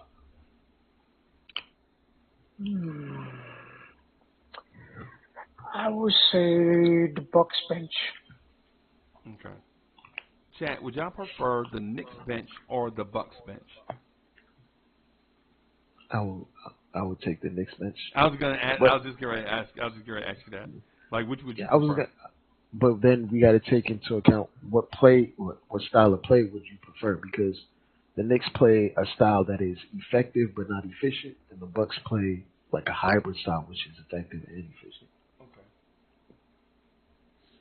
Like our style is to out-volume you, which you can, if you don't have the horses to game plan against it, it doesn't matter what you do. Right. We're just gonna do it. But if you have players that are physically gifted and are 7 feet and are rigid or physical, like, then you can, which is my whole gripe. Like, we're like pretty much every front court in the league, we probably outmuscle them physically. But the Bucks do present like multiple near 7 foot guys that are not lightweights. Okay. They're all 260 or bigger. I'm gonna go. Oh well, okay. Like Brook Lopez is clearly above 260. Bobby Portis is around 250, 260. Giannis is 260. Right. They're all relatively athletic. What about their bench though? Is what I'm getting at. But I'm saying our biggest advantage would be, in my opinion, our biggest advantage against any team is rebounding. Right. Then it's like bench. Then it's turnovers. Okay. And I feel like they can mitigate our rebounding. Now the bench, no, I don't think that'll be fair for them. I think their bench is trash, and I think our bench is better by a sprint. Their bench is like all plug and play. Like they have a system and they just plug and play guys, and our guys are a little bit more dynamic. Okay, all right. I'm like our guys are dynamic, like they can do multiple things, and their guys can just shoot or play defense. Okay. What I'm saying is, it's the Bucks bench, and then you build a Walmart, right? Then you build another Walmart, and then you put a parking lot, and then there's the Knicks. That's what I'm saying, right? That is the distance between our bench and theirs, because Emmanuel Quickley is the best player off either team's bench. Right, and then Josh Hart is the second best player off of either team's bench. Josh Hart might start on that team. Right, that's the point that I'm getting. So if you go by the starters are just about even on the Bucks. It depends on if you prefer Drew Holiday. I wouldn't say it's even. It's even. Yeah. Oh, it's even. It's even. Nah. Yeah, I think because you love Grayson Allen. No. I think from front court, their front court is better than ours, but our back court is better than theirs. Right. I think our back court is better, and the center position is a wash in my mind. I don't think it's a wash in terms of fit and what they do on the court. For what Mitch does for us. I value what Mitch does for the Knicks over what the Bucks do for Brook Lopez. And I feel like the Bucks would definitely value the spacing he provides Giannis to just dominate in the paint. Okay. Right. Let me see. Like it's more than it's a two-pronged thing with Brook Lopez. Like, yes, he's pretty good at defense. He isn't the best in the world. I don't consider him a top 5 defensive player. Yeah. But he's a bit more than capable. He's in consideration for Defensive Player of the Year, right? Yeah, but that's like a statistical thing. Like I think he's pretty good though. Right. But I think I could name 15 guys in the NBA right now better than Brook Lopez defensively. yeah, but the culmination of his value to that team is a little bit more than meets the eye. Like him just existing at the wing, he doesn't even take corner 3-point shots. He's taking them at 26 feet away just to give the added extra 3-4 feet for Giannis to just dominate the paint. That's something that you don't really account for. Like like for instance, imagine if Randall didn't have a center in the paint. Right. He would have every time we go small ball, Randall is teeing off at the rim because he's just blowing by whoever's guarding him. Even Jason Tatum. Yeah, We so saw, like we that. saw it with our own eyes.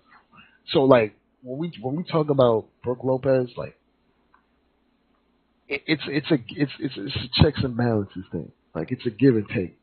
Right. You're not gonna get the straight up abusive on the offensive glass type deal from him.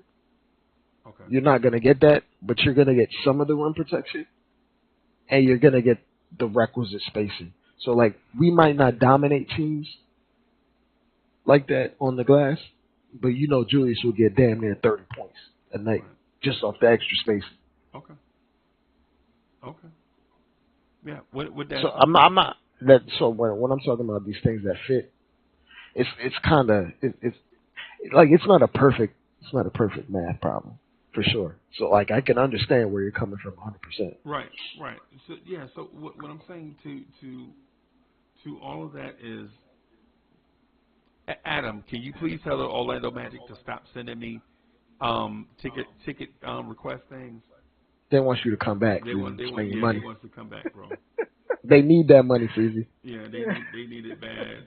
Yeah, but what I'm getting at is if Middleton and Giannis are by far the best, Grimes and Brunson are better than their starting backcourt, right? And Brook Lopez is better than Mitch because of scheme. We'll just say that, right? Well, at that point, then it just matters who do you think would execute better at that point. I think Mitch and their system would make them the best defense within the last. But they would fall back on offense by a bit. Would they? Yeah. We've seen what Giannis looks like with a traditional center, and that's why they got him up out of there. Right. Okay. Like Giannis took the MVP jump when they got like a stretch big. Now, committed to the stretch big. The centers that you're talking about are guys like Henson and those guys. Those guys played center early on when they got rid of those guys, then Giannis took the MVP jump. But he took the MVP jump when Brook Lopez decided to be a high-volume three-point shooter. Because they had him before, and he wasn't taking a ton of threes. Okay. He was just hanging around the mid-range. And then when Brook Lopez decided, hey, I'm just going to be a guy that shoots 5 or 6 of them a game. Okay. That's when the requisite spacing just exploded. Okay. All right. So it just heightened the Giannis factor. Like Giannis was already physically imposing and getting wherever he wanted to go. Right. But then it just allowed it to just be a one-on-one match to the rim. Stop me before I get to the rim at that point. I get it. I'm still taking Mitch. I'm still taking Mitch because I think there is something to be said about for instance, right now. There's also another thing, Freezie. When a play breaks down, Brook Lopez can get you a bucket. He still has the remnants of his Nets game in there. So like he can average. I think, let me check how much Brook Lopez averages though, just to be absolutely sure. Yeah, I'm not really. Brook Lopez averages 16 points per game. Okay. On 37% from 3, 53 overall from the floor. Okay. But his rebounding is for the record suspect because 53% for a big is not good. Well, if you're a high volume 3-point shooter, it is very good. Okay. How many threes is he taking? 10? A night around 5. Is that 5? Yeah. I think that is high volume for center. Can we agree that's Yeah. high volume for center? For a center, that's That's a lot. that's high volume. Yeah. We got to be fair to Brook Lopez. 5 threes for a center is good. That's high because we don't know because like when we talk about how great Joel Embiid is, he didn't start shooting over 50% till like last year. Yeah. And he was around 49 and 48, and we know how great he is, and how explosive he is. But even then, he was taking like 2, 3 threes. He still wasn't cracking 50%, so got to be a little bit fair. Man, Minnesota is trash. They lost by 30 tonight. I'm looking at Minnesota's run. They started Nickeil Alexander-Walker because the old boy broke his hand and Mike Conley in the same lineup. They broke his. Well, I'm gonna say this: Nickeil Alexander played some great defense on SGA, but that's his cousin. So. But SGA is. Oh God. Don't do that, Freezie. Don't do that tonight. SGA is. Minnesota was flat tonight. Don't do that. Don't do that. Don't. Because I will argue this down. All I'm saying is SGA and Brook Lopez are in the same category. Overrated. They thrive in a system-friendly role. Let me put it that way. Hey, look, man, Freezie, taking mid-range contested jumpers is not easy. It's the hardest thing you can do, and he does it at a high level. Okay. Just put it out there. That is the hardest thing to do in the NBA is to take contested mid-range jumpers.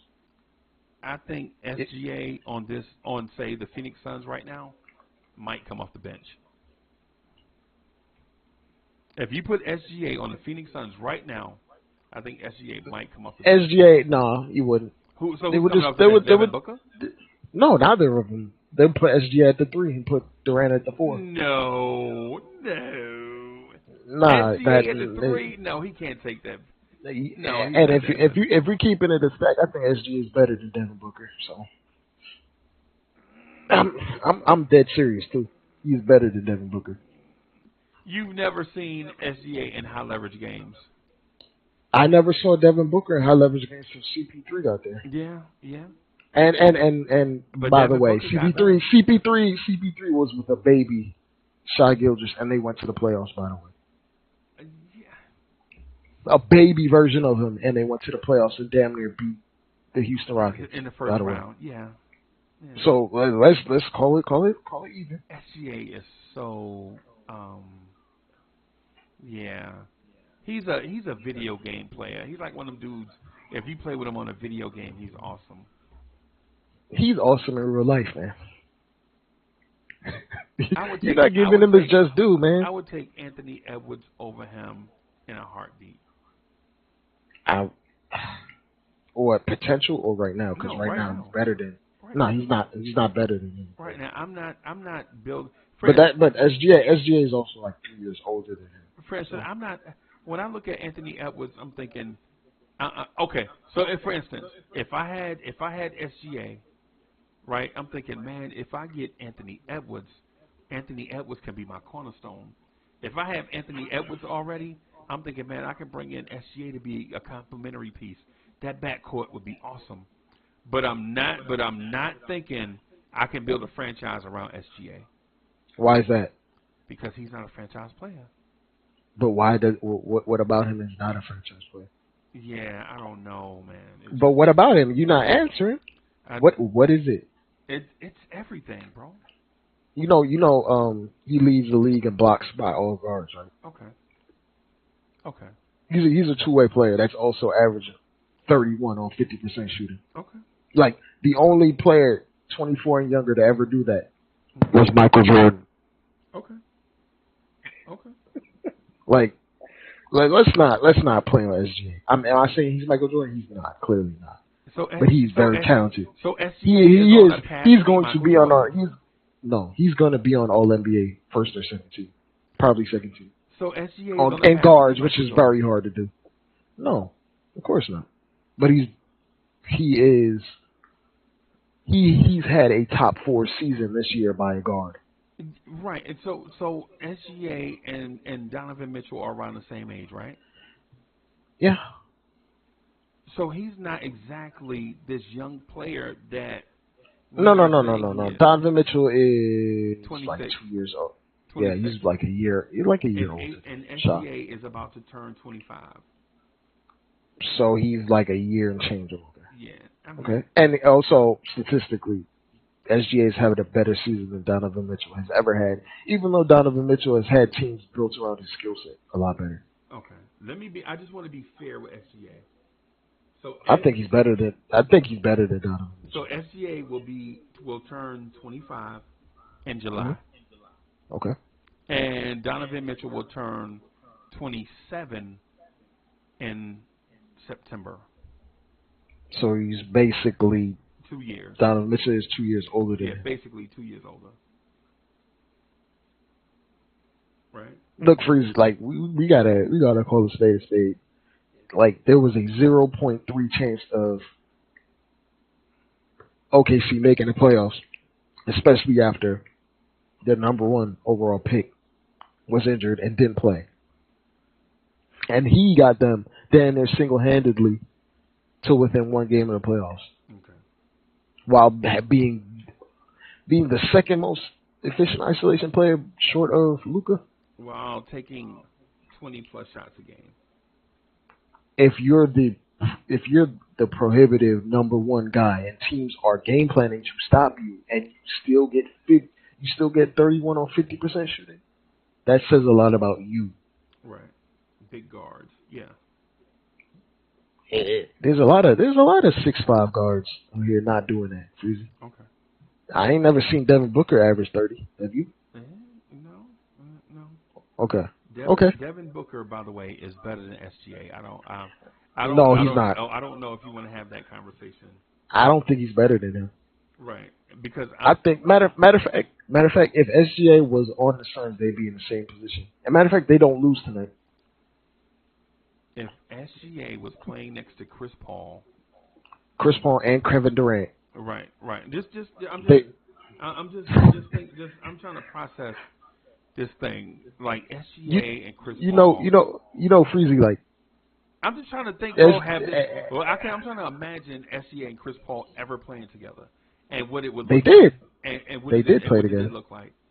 It looked like a playoff team when he was a baby. By the way, SGA looked like a deer in headlights.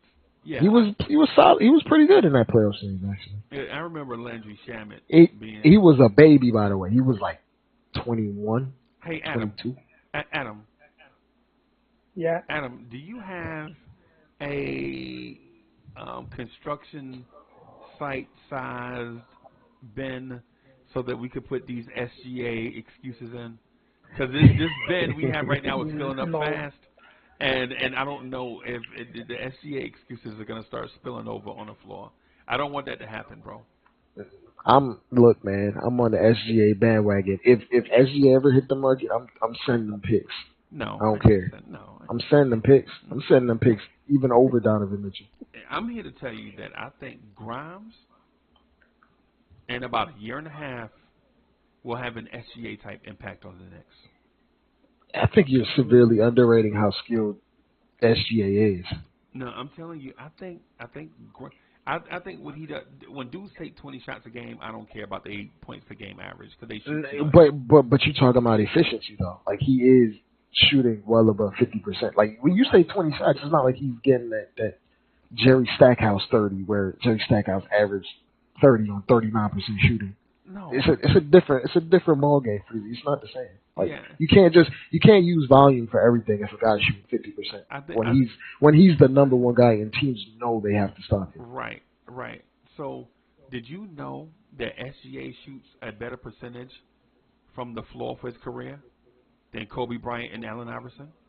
Yeah, Kobe Bryant takes terrible shots, and so does Allen Iverson. Right. They were in an era where that was okay. Right, and for that reason, I'm saying some of these numbers, they look great, they look fantastic. But OKC, the Oklahoma City Thunder, are home right now. They were expected to be home 4 months ago. They were expected to be home before the season started. Exactly. And Right. the only reason they weren't is because of him. Right. And The only reason. And they didn't acquire SGA this year. They've been had him. They've Yeah. been had But- him, and they but still were But expected you know to get him. that team, Sam Presti, has been intentionally tanking. Like they literally rested him last year and the year before because he was winning too many games for them and screwing them out of the lottery. Like he literally made to get what's his name? SGA to get Jalen Williams. Not Jalen Williams. They benched him for Chet Holmgren. Okay. Not Jalen Williams. Jalen Williams was after. It was Chet Holmgren. That's who they were. They had 3 firsts this year, right? Yeah. And other people's first. They got Jalen with someone else's first. And Usman Jane too. Yeah. So but their pick was Chet Holmgren. Right. That number 2. And they benched him like the last 20 games. Yeah. Just so they could get that. I don't know if I want to do the efficiency thing because now we're talking about SGA is better than Kobe. No. Kobe, no. I mean, no, I just want to. I'm not. But no, that's not fair. Because he's not better than Kobe. He's not better than Kobe. But if you were comparing his to his contemporaries, he's better than a lot of his contemporaries. All you can do is compare him to who he's playing with right now in the league. And a lot of teams wish they had a 30-point guy on 50% shooting. No, we can't do that because in the previous thing you asked me if Rudy Gobert was better than Pat and cats from other eras. So all I'm doing is taking SGA and that same pipeline that you use to compare. But I just said he's better than Devin Booker and you disagree. And I'm comparing him directly to his contemporaries and you disagree. So Kobe Bryant shot 44.7% from the floor. Yeah. And Kobe in his Bryant, prime when he dropped 50, he never averaged 50% from the floor. Because his shot selection was terrible. But he's a 5-time NBA champ? Yeah, he's one of the greatest shot makers of all time. Right. That's what I'm saying. I get it. I think SGA is in the category with Chris Mullin. No. Yes. Nah. Chris Mullin's a Hall of Famer. But Chris Mullin played with 2 other guys that were averaging 25 points per game. Who is Shai Gilgeous playing with right now? Come on, be realistic, man. Come on, man. If Chris Mullin was on the team by himself and was the prohibitive guy just to score, teams would key on him way harder. You can't do that. And you know what? Shai is gonna make the Hall of Fame. So this point is moot. Probably, yeah. Probably, but ain't no probably. He's going to, barring injury. Allen Iverson shot 42.5% from the floor. Allen Iverson is the king of terrible shots. Right. He had no. This was before the analytics era, where it mattered what your shot selection was and where you took them. But if you watch SGA play, he takes a host of tough shots. Yeah. Legit, he takes a ton of tough shots. And he converts. Who is this player you guys talking about? Freezie. There's only 2 other players that took more mid-range shots than him this year. Okay. Devin Booker. Yeah, and he's better at it than Devin Booker. I don't know, man. And Kevin Durant is the only one that's outright better in terms of just straight shooting, true shooting, and all that. Yeah. The SGA thing to me is still like. Freezie, you looking at it like in the same optics as Brook Freezie. As Brook Lopez. No. Who's SGA? Shai Gilgeous-Alexander. Adam. But listen. Okay. But listen, Freezie, you can't. This is like the same optics people used on Devin Booker because he never made the playoffs until he got talent around him. Okay. People just thought it was just empty numbers. It turns out it wasn't. Give Shai Gilgeous some talent. He's going to be in the playoffs every year. I'm not even blinking every year. Yeah. Easily in the playoffs every year. He doesn't deserve to be He doesn't. And you know what? They were benching Shai Gilgeous a lot of games this year. They weren't even playing him out back to backs. This is how Sam Presti moves, man. I don't understand the organization. He should not be on OKC. He should be on a team where he makes the playoffs. He was. And they traded him away to a team that didn't. Well, they did make the playoffs. They did make the playoffs. I'm sorry. Yeah, they made the playoffs. Yeah, he was like 21 when Chris Paul was there. Yeah. A baby. So. Did he also play with Russell Westbrook? No. No, he did not. No. Who was? Russell Westbrook was already out of there. He traded him for Paul George. For Paul George, right? Mm-hmm. Remember when they went against the Rockets in the bubble?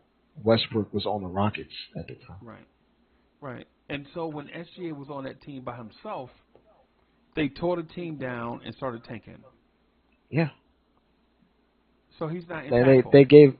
So he can't carry a team by himself. Well, he did this year, didn't he? But they didn't make the playoffs. How many 22-year-olds carry a team by themselves unless you're like LeBron? That's not a fair thing to throw on him at 22. No. There's only one 22-year-old that's ever carried a team that's been like trash. Because if you look at that 06 Cavs roster, my God, that shit was terrible. It was awful. And for that reason, I want to throw R.J. Barrett a lifeline for all those things that you just said. Right. I've said this before. Like any 22-year-old that figured it out is a first ballot Hall of Famer. Right. For that reason, I want to throw R.J. Barrett a lifeline because of all the things that you just said. It takes time. He was on a team. They were in transition. He's 22 years old. No 22-year-old has done blah blah blah.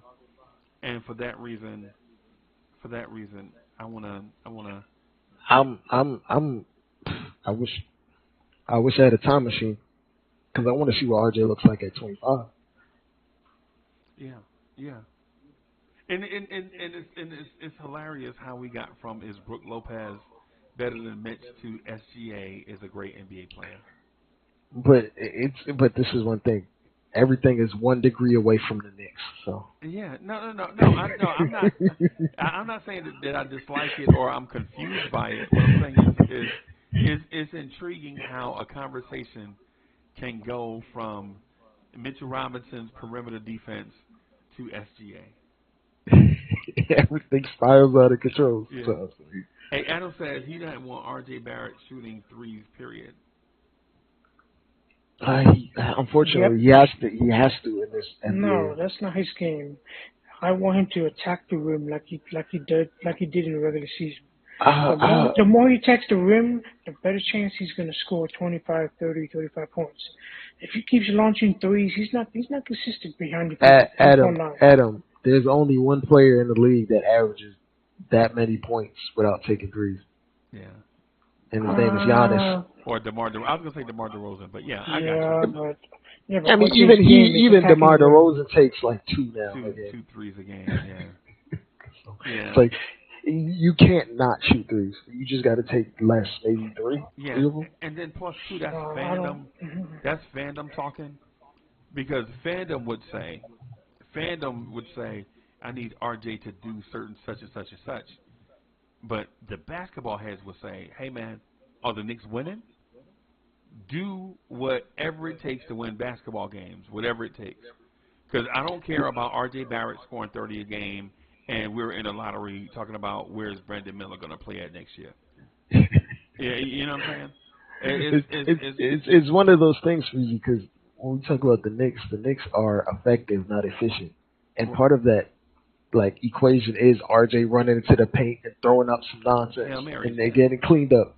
Yeah. It getting cleaned up by Josh Hart. It's RJ Barrett throwing up some 3-foot layup and Josh Hart tipping it in. Part of it is RJ shooting a UFO off the rim from 3, and it being an odd rebound, and we just have guys that are high energy and high motor and can get rebounds on odd angles and 50-50 balls. Oh boy, Wisdom is in the chat talking about 3-point shooting. Wiz is in the chat talking about 3-point shooting, and this time tomorrow, Wiz is gonna be like, "Man, I never said that. I never said." Shout out to my man Wiz. I'm just joking. I'm just joking with Wiz, right? Shout out to Wiz. But Wiz, I'm just joking, bro. But yeah, man. As long as the Knicks are winning, man, who cares? Right? It got to look a certain way, Freezie. That's why I'm saying the thing about SGA is looking a certain way and he losing. You know what I'm saying? And Allen Iverson looked a certain way and he didn't win championships, but those teams were competitive. Allen Iverson games is pretty. Even his misses were pretty. Since day one, Philly was a threat with Iverson, bro. But that was a different brand of basketball. But yeah, and but when we talk about even like you talk about Kobe and all this stuff, we even their misses. More shots per game now. The rules are different now. And Allen Iverson in this era would shoot 56% from the floor.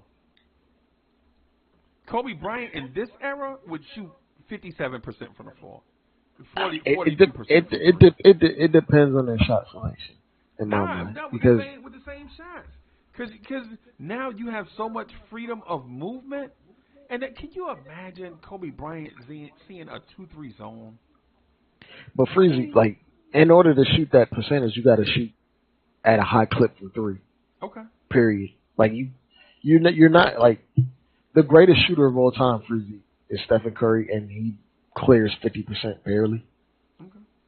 In this era. Okay. It's not easy to do. So.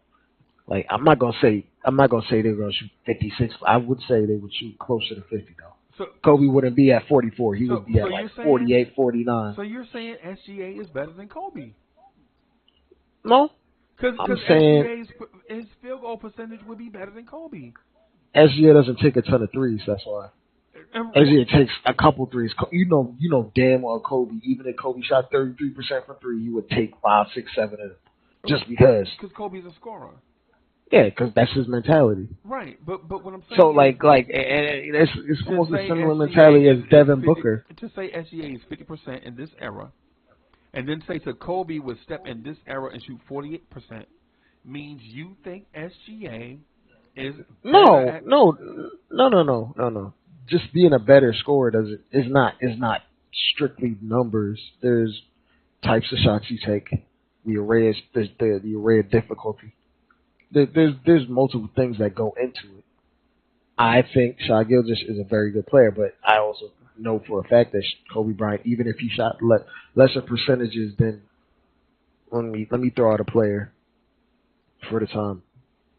Kobe shot a lower percentage than Caron Butler from the field. That doesn't mean Caron Butler was better than Kobe.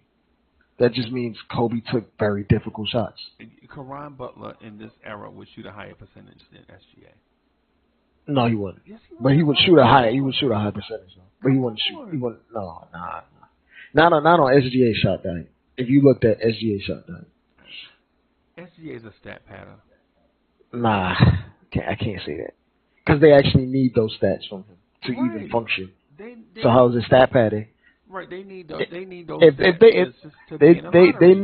They need all 31 of those stats to even be near 500. 31 of those points to be near 500. Because for sure, if you swap him out with the average 25-year-old shooting guard, they're in the lottery. You swap him out with 34-year-old Jimmy Butler right now, that team wins 50 games.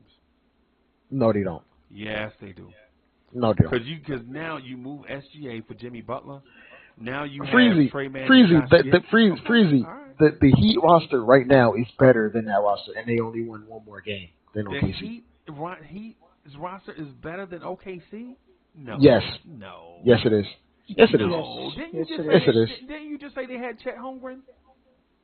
Chet Holmgren didn't play a game this year. But he's on not their one roster, game. But he's on their roster, right? Oh, come on. You know what I meant, Freezie. Okay. All right. Okay. All right. So, okay. You know what I meant by that. So it's semantics then. So basically what you're saying is the Miami Heat's reputation going forward is better than the Oklahoma City Thunder's roster right now going forward. Yeah. No, I'm talking about the players that played this season are better than the players that played for OKC this season. No, so but what I said was I didn't say if you swapped out Jimmy Butler and SGA this season. What I said was if you swap out Jimmy Butler and SGA, Jimmy Butler will take that roster and make the playoffs. OKC's gonna make the playoffs next year. Regardless, is what you're saying. Yep. Right. So it's not all. So what you're saying then is it's not just all SGA. The cats around him are good. And they're growing. They're developing, but they weren't the same players at the beginning of the year. They aren't as good as they are right now. Okay. And they needed him to turned it on stay in afloat. January. From the middle of January on. Jalen Williams in particular. Right. But they needed him to even stay afloat. Right. My point. And what I'm saying is if you put Devin Booker on that roster right now, that might be a 45-47 win team. But I saw Devin Booker at 24 years old struggling with young players, and they never won anything until CP3 got there. I think, and both Jalen. Oh, he disconnected. Hey, look, folks. Me? I won this argument. I know I won this argument. You know what I'm saying? You can agree. Everyone can agree. I am now temporarily the number one Chief Rocker. Oh boy. Hey, so I am no longer the number one Chief Rocker. Hey, so Wiz, what everybody don't know is I'm not disconnected. What it is I was in OBS like watching you and Adam, and y'all are like, no, he was wrong. Nah, man. Nah, man. The thing is with SGA is he's not impactful, bro. Freezie, that team would have won 13 games without him. I'm gonna say that SGA has a Vince Carter-like impact on a team. It's great. It looks efficient. Sometimes it looks downright beautiful. But Vince Carter needed Jason Kidd, Richard Jefferson, and Kenyon Martin to even get to the finals.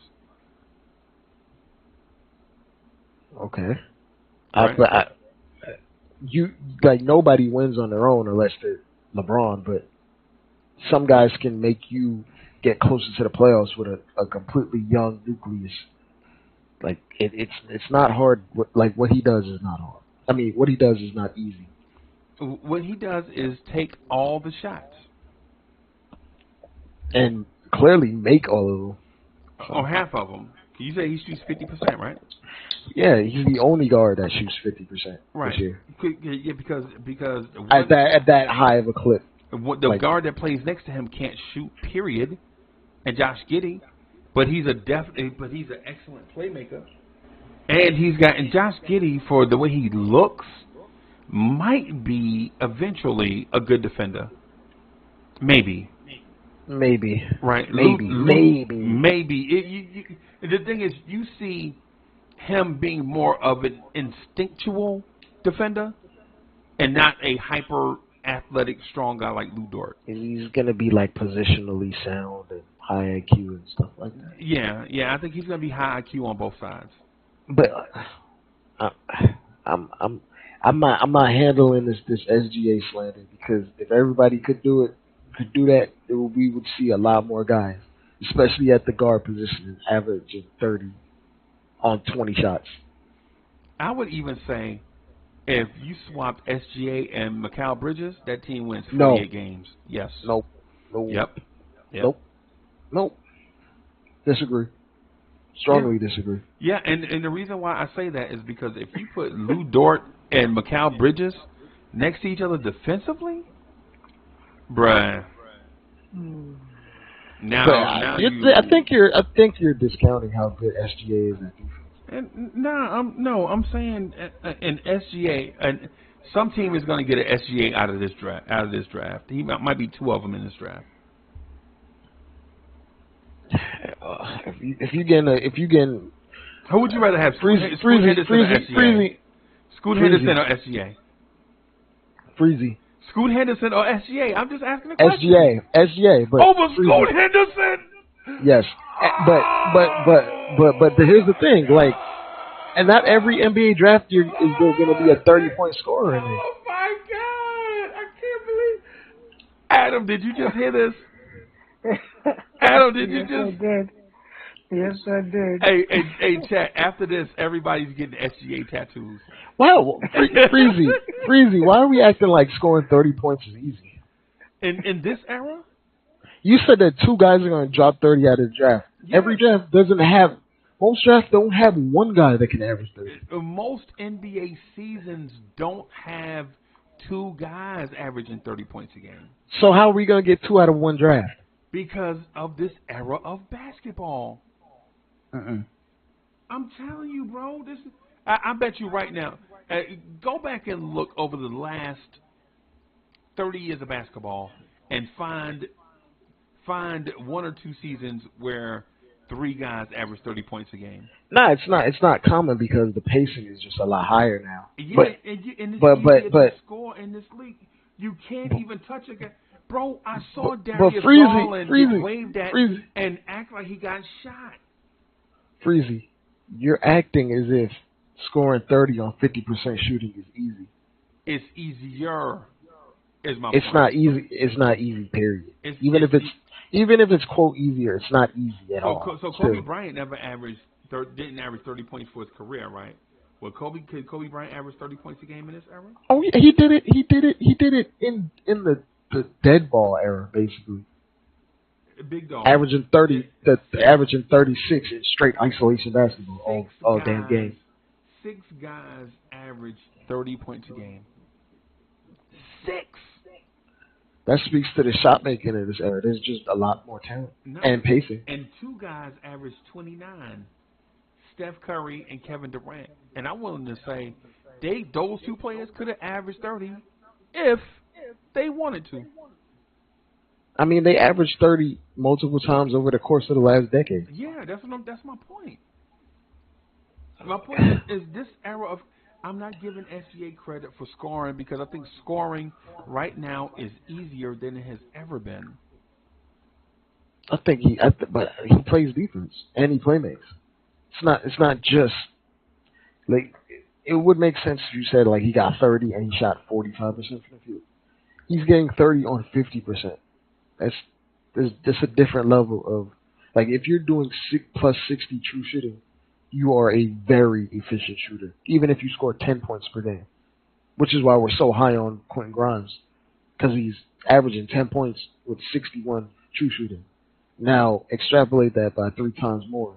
SGA is averaging 30 on 60 true shooting. He's not. To put it in more perspective, we say Julius Randle's having a hell of a year, right? Right. Julius Randle's averaging around 26. His true shooting is 58. Okay. That's a very good number. Right. SGA is at 61 while being the number one option. All teams know that teams know if we don't stop him, if we stop him, it's going to be an easy night. Okay. We can't just discount the efficiency just for the era. Because if we compare him to his contemporaries are not doing it at his efficiency. Right, because they're not taking 20 shots a game. No, right. No. Volume would lower efficiency. Rule of thumb for most players. Okay, if you go by a rule of thumb, okay. For most players, you would for think most the players, more shots you take, the more there is a more opportunity that you could miss more if you take more. I understand what you're saying, but no, not even that. It's just volume. There's a wear and tear. There's defense. Right. You get tired. There's a reason why Julius Randle shoots worse at the end of games than he does at the beginning of games. More volume just creates more of a buffer for that to work worse in your favor. What I'm saying is, if you take SGA off this team and put him on Portland, there's still a lottery team. If you put Dame on that team, they win. If you replace, no. Yeah, what? So now SGA is better than Damian Lillard? Yeah. Drake, come on. I won't say he's better. I won't say he's better. I say they're equals. Are you going to say Damian Lillard and SGA are equal? Really? You know what this sounds like, right? What does it sound like? Propaganda? This is what it sounds like when doves cry.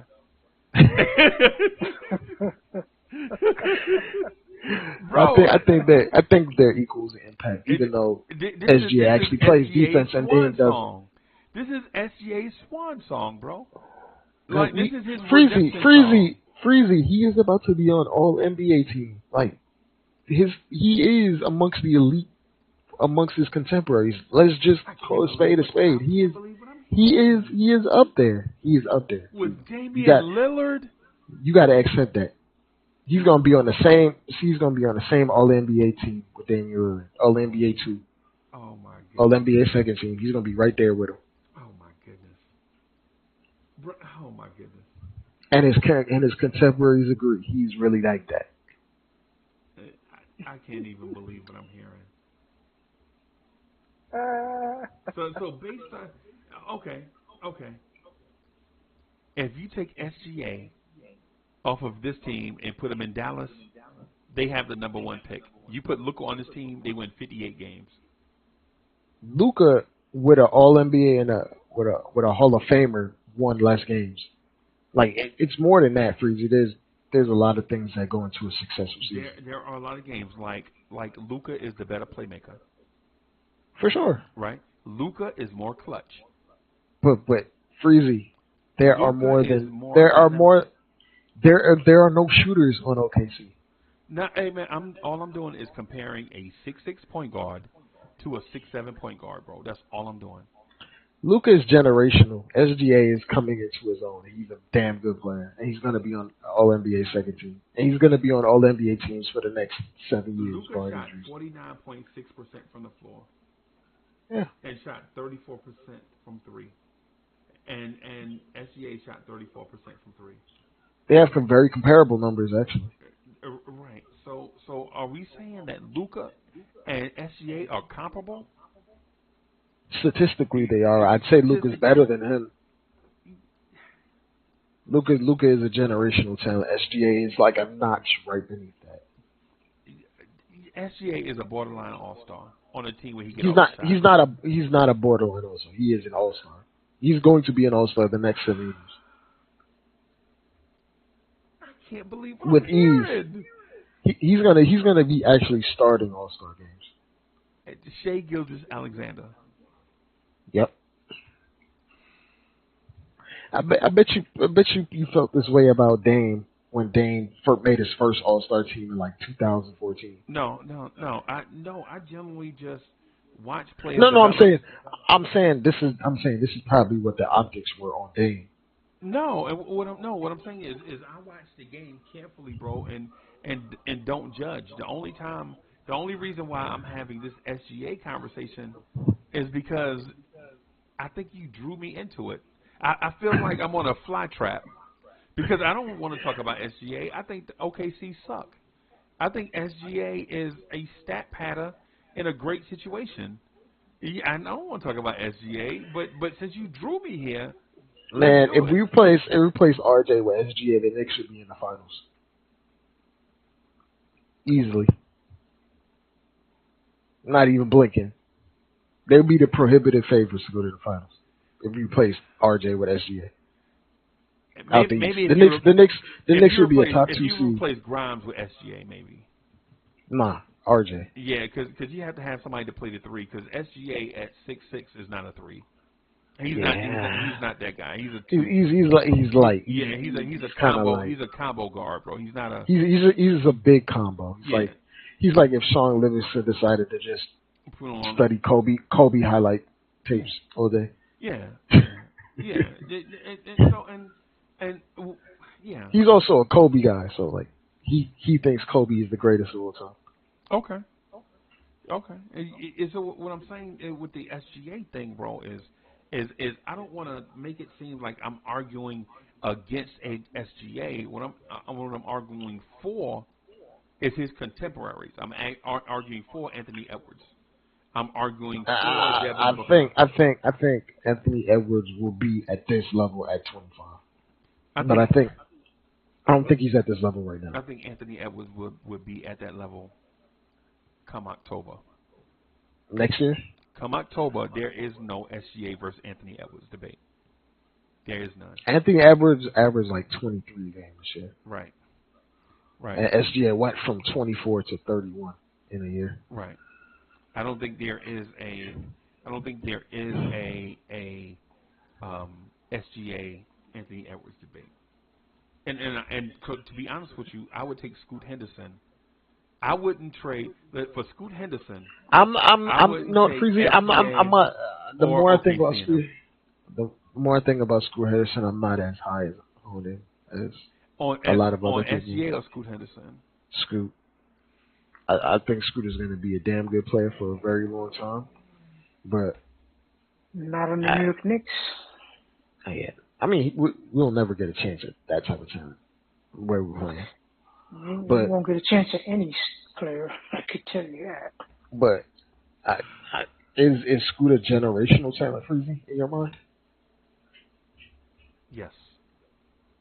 He's not. I think Scoot Henderson. I think he's a perennial all-star, but generational is a little bit different to me.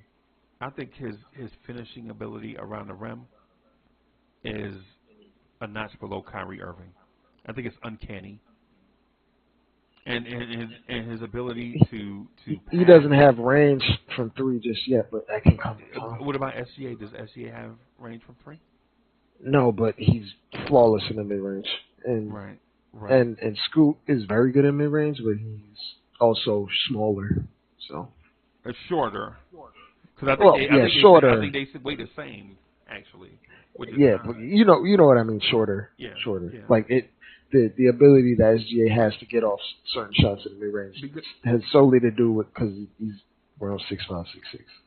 Really. Right. So because Scoot Henderson is what 6'2", 190 something like that. Oh, is he 6'2"? Feels like he's smaller when I see him. I think he is like 6'2", 1. He's 6'2", but he makes up.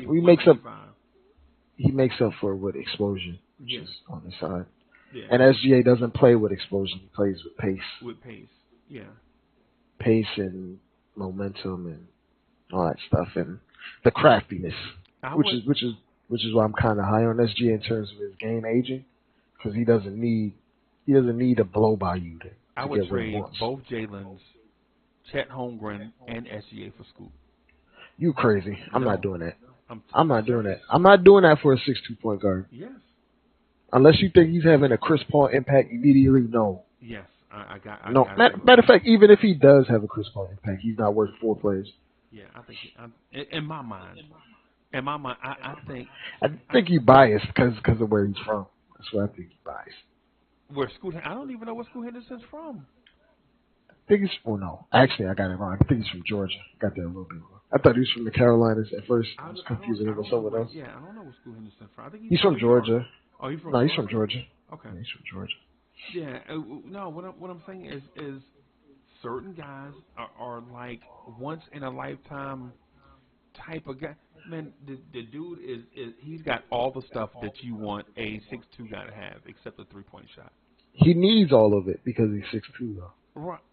So there's a height bias. Not a height bias, because I think he's very skilled and athletic and explosive. But there's also like a hidden barrier as far as a 6'2" guard can carry you unless he's the greatest shooter of all time. So it's hard. Like let me put it this way: do you think Ja Morant is leading a team to a championship anytime soon? No. No. No, but Ja Morant doesn't have the instincts that you want from a franchise point guard. He's got the athletic gifts that you want from a franchise point guard, but Scoot has the athletic gifts. Yeah. Maybe not to Ja's extent, but he's very slow. But he's in that conversation. He's an instinctual passer. He can pass you open. Ja Morant can't do that. I'll give Ja Morant a little bit more grace in terms of his playmaking. He just looks to score a lot more. Yeah. But he has the ability when he wants to. And so, Adam, what I would say this kid is he's like, so he's not John Morant athleticism. Is he Russell Westbrook athleticism?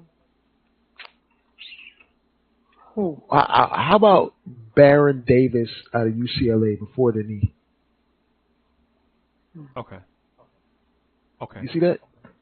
Before the knee injury. So he's Baron. Because he's like, because Baron was a big guard. Like, he was a solid guard. He wasn't like a, because when you say John Morant was like a $180 at best.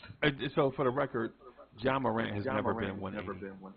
I'm saying at best. Yeah, I'm telling you from personal experience. I saw my son blocked his shot, right?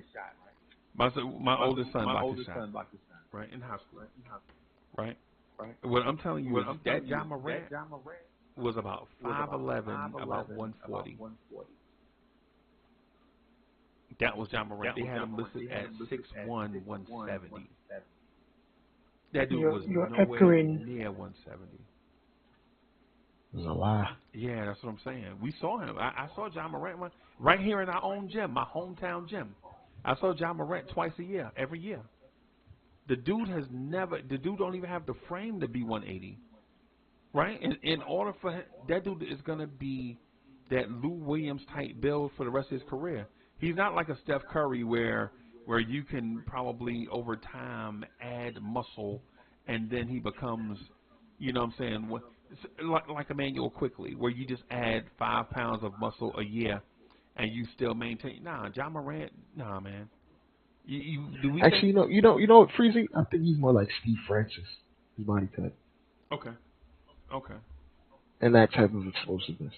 I think he is. I think the dude is Steve Francis, Kyle Lowry, and Steve Nash all in one. You have some echo freeze. Yeah. That was me. Yeah. Oh, man. I want to continue this conversation, but I gotta go. Right, no, I'm a rock. I appreciate you coming to hang out with me, man. I gotta talk this. Man. I gotta get this SGA out of my system, man. Oh, man, you about to be hating real bad. I'm not gonna be here to fight it off. What? So, no, man. The dude is he is just not that. So what would he have to do to be that? Win. Well, we could have said that about Devin Booker until Chris Paul got there. Right. Devin Booker's been to the finals.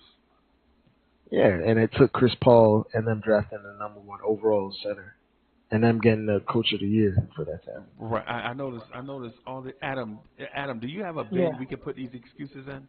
Because we've got so many excuses for SGA. But Freezie, this was the narrative on him before he won anything. Before he got the talent, this was the narrative on him. Give SGA the requisite talent, he's gonna be in the playoffs every year, and they're gonna be in the playoffs next year. So. But the thing about this, Adam, is you can say that about every player in the NBA. Give them the requisite talent, and they'll make the playoffs. Yeah, not every player in the NBA has the capability to average 30. Okay. We have 2 guys on this team, and they not averaging 30. Right. Ballers, by the way. Right. I wanna ask Dre about a player. I don't know if he's still in the G League or the NBA, but Scottie Pippen Jr. Do you know that player, Dre? He's in a Lakers organization. Yeah. I think the G League. Yeah, he is. Yeah, he's playing for the Lakers G League. South Bay Lakers. Yeah. He's supposed to be good. No. No. He's young. He's only 22 years old. Yeah, he played a long time in college. He's not going to be that guy. Yeah, he's not going to be in the NBA right now. I don't know. I'll holler at y'all guys, Freezie. All right. All right, boss. All right, Dre. Peace, Adam. Hey, Adam, so what do you think about SGA? Yeah. I think he's a great player. Alexander's a great player. If I'm Leon Rose, I will go and pick him up. I don't know. Yeah, I will bring him to New York. Heck yeah. I just have too much faith in Grimes. I just have too much faith in Grimes, man. I will bring Alexander to New York and give OKC RJ. Mm.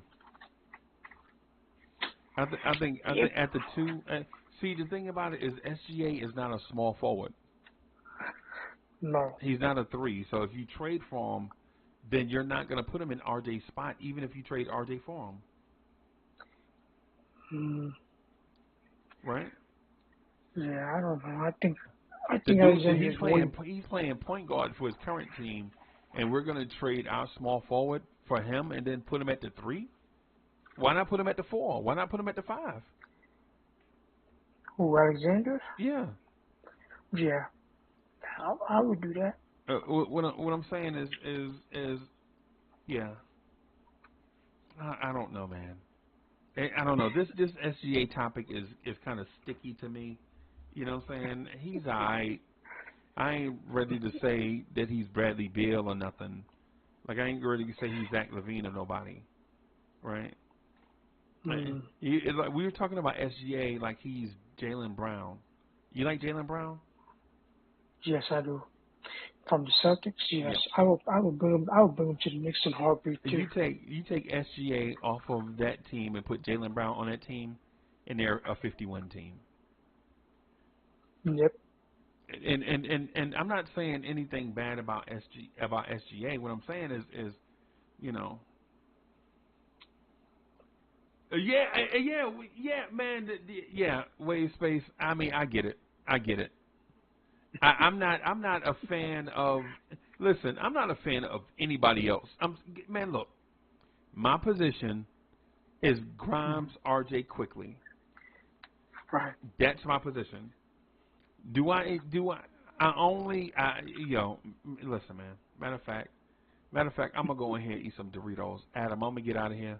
I'm gonna holler at you. All right, boss. I'm gonna be ready for the next morning drive. I'll see y'all. In a little bit, man. All right, yeah, boss. SGA averaging 30 on 50. No, man, I ain't.